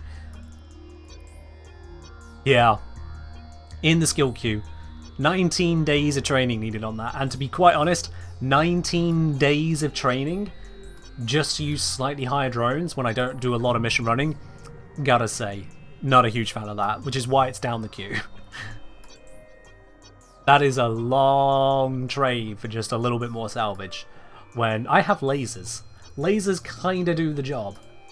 Oh shit me, there's a wreck all the way over there that didn't get picked up. There is one wreck 124 kilometers away, putting it outside of range of my tractor. Son of a gun. Oh well, I'm just going to leave it, I don't care for it. And that should have an auto expiry. Yes, it does. Excellent. I just got another 700,000 from other rats I killed. Let's go to the other location. Active. This ship is fully racked with T2 salvagers, and I don't think it has... no rigs on it. And it still salvages that entire field very quickly. Let's see, field 1, if we select everything except for the tractor, that was worth 1.2 million. That is pathetic. I almost want a refund on my time, that is so pathetic. Alright, and it turns out that my tractor is actually still scooping the last bit of this field. We're almost too quick. Let's see, in the cargo we have nearly another million. Still bad, but I'll take it. This is why I don't run missions anymore. A 2 billion-isk ship and I'm looting 1 million at a time. It just makes me feel sad. Alright, salvage drones out. Get to salvaging.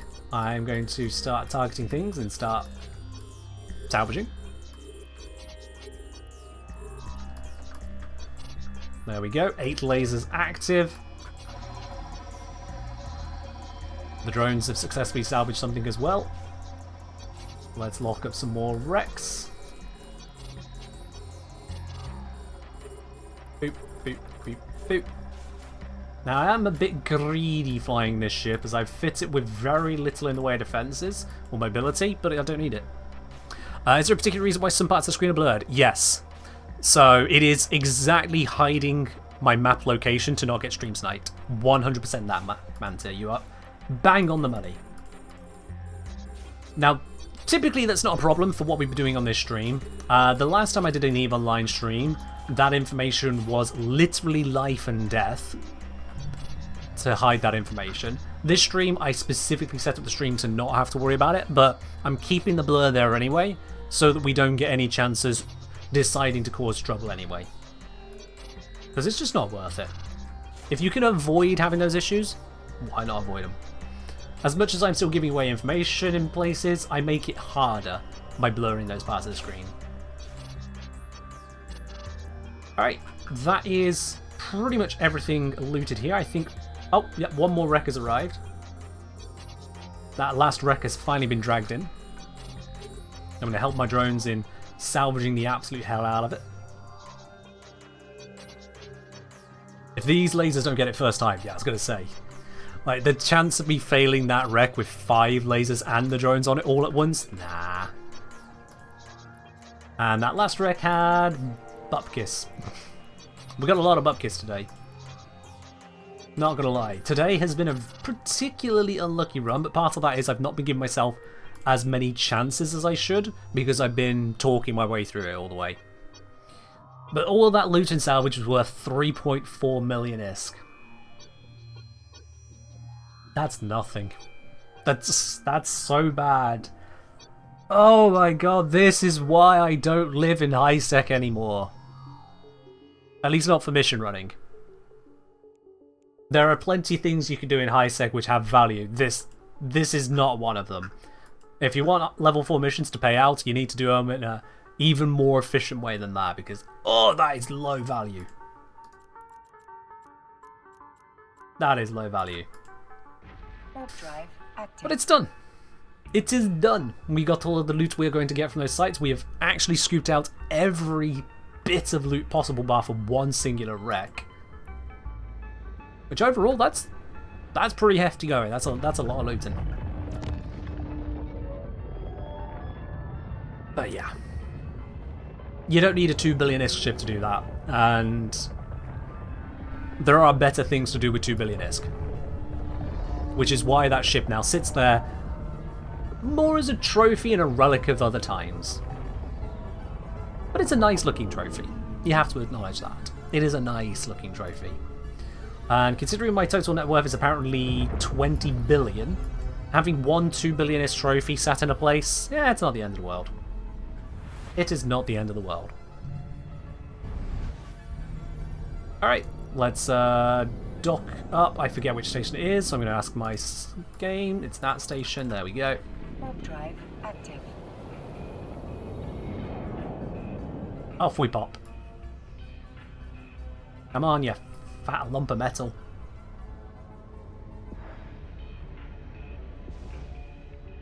Where's the station? Stargate. Can't see it. Oh, there he goes.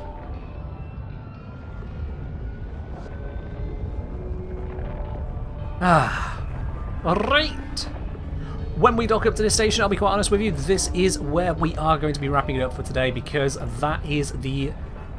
No, I tell a lie. I've just looked at my scanner. It says there is a Serpentis refuge. Okay. One last shot at shinies. One last shot at shinies, considering it is right here on my doorstep. Someone else might be running it right now. If they are, I'll just be sad. One last shot at shinies. Docking permission requested. I think you'll all allow me that, yeah? Accepted. One more shot. It's gonna be nothing, but... Delaying end of stream? Yes, I am. Absolutely. Right, let's switch to the super big ship first. I need to grab something off it that I put on there a moment ago. That specifically. Didn't leave the other thing in here, did I? Yes, I did. Let's take you out as well. Thank you very much. Goodbye trophy for now. Let's grab the smaller laser ship. Yeah, fancy stations? Yeah.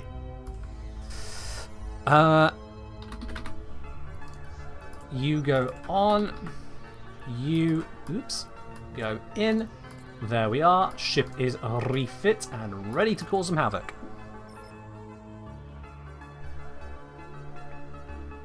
And I do love the classic E music. The newer music they put in years ago, the classics is where it's at.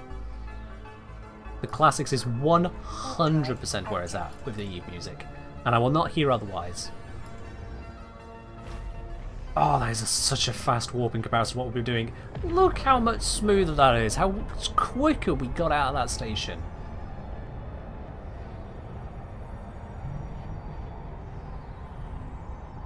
Sounds good, Manta. You haven't seen me? I think I have. Fun name. I did do a different Eve stream, so if you want to check that one out, it's over on the Replays channel. I highly recommend you give that a look in, because some crazy, crazy shit happened that time. Alright, we're on location here. We are going to get shot at, and I am going to shoot back with some really strong lasers for such a small ship. I'm going to move a little bit closer. I'm actually a little too far away for my liking. There we go. Just a little nudge forwards. You'll find it funny that Eva's Tick Racer 1. For the amount of shit that happens in this game, it's necessary. What you're seeing here is about as simple as combat can get. Imagine 500 people on the same grid at the same time, each of them activating a rack of modules, each of them fielding 5 drones apiece, everything all communicating with everything. I want you to try and process just how much is going on there to understand why there is a tick rate of 1.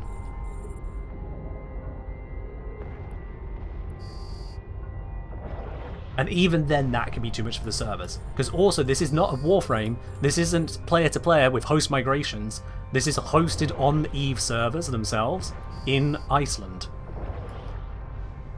So they have to handle all that processing. There's a heck of a lot of stuff happening at once. The 1 tick rate has some downsides, it also has some upsides. It means that you don't need to over-perfect the values in various parts of your ships.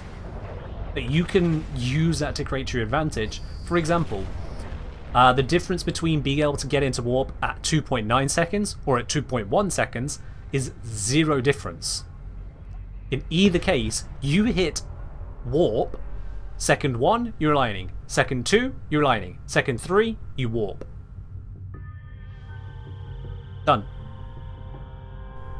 So you don't need to over-optimize it there. But it has benefits. Those little breakpoints matter a lot. Anyway, this site has been cleared, and hey, guess what? It's the word of the day. Bupkiss.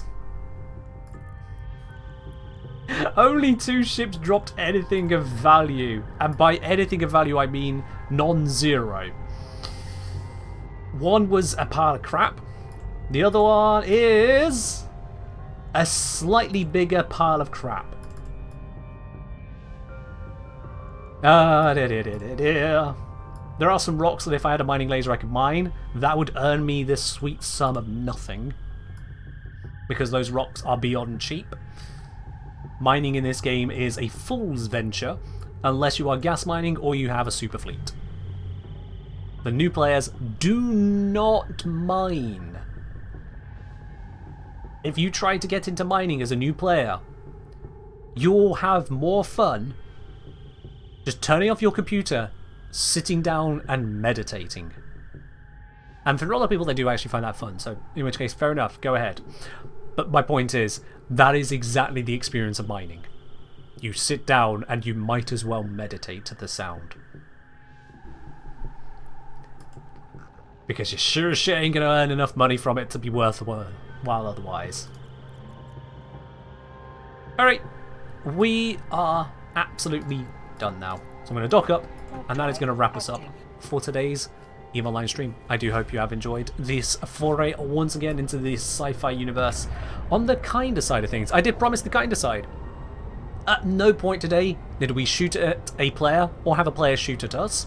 The closest we came to any kind of PvP today was when that other person arrived in a faction cruiser whilst I was running a site, and we thought they might try and steal it from us. They didn't, Docking They didn't even permission try to request. steal it from us. They got close to it and then just kind of gave up, recognizing, no, my ship is superior at the job. Docking request accepted. And I was there first. That was the closest we got to PvP. So, if anyone tells you that EVE Online is so utterly brutal that new players don't have a chance, they haven't actually tried to interact with a lot of the game. But we are in the system of Amignon right now. I'm going to break the silence of where I am. We're in the system of Amignon. Adjacent solar systems, Juffit. Adjacent to that one, that's where we were for the mission. Adjacent to that is the system of Ulletta. Ulletta is not high security space. If I took my blingy ship into that system there, my lifespan will be measured in minutes. Minutes. Because it would take about that long for some people to see my ship and go, okay, how is this bait? This has got to be bait. Do we take it? We take it. And then they discover it's not bait, I was an idiot. Why would I fly a 2 billion-ish ship on my own into that system? I would be obliterated. And rightly so. Because if there wasn't a threat, then there wouldn't be a risk. If there's no risk, there should be no reward. We stayed to the not risky spots today. And it has been worth at least the fun of flying around. Didn't get the things I was looking for. By and large, I got unlucky today. You have to roll the dice. That's RNG loot drops for you. Penguin? We'll have one more cheers on the hydrate. Cheers indeed. I'll catch you all in the next stream. I'll be live again on Sunday with more good old Warframe. In the meantime, enjoy your weekends, everyone. I hope you have a good one, and I'll see you then. Bye-bye.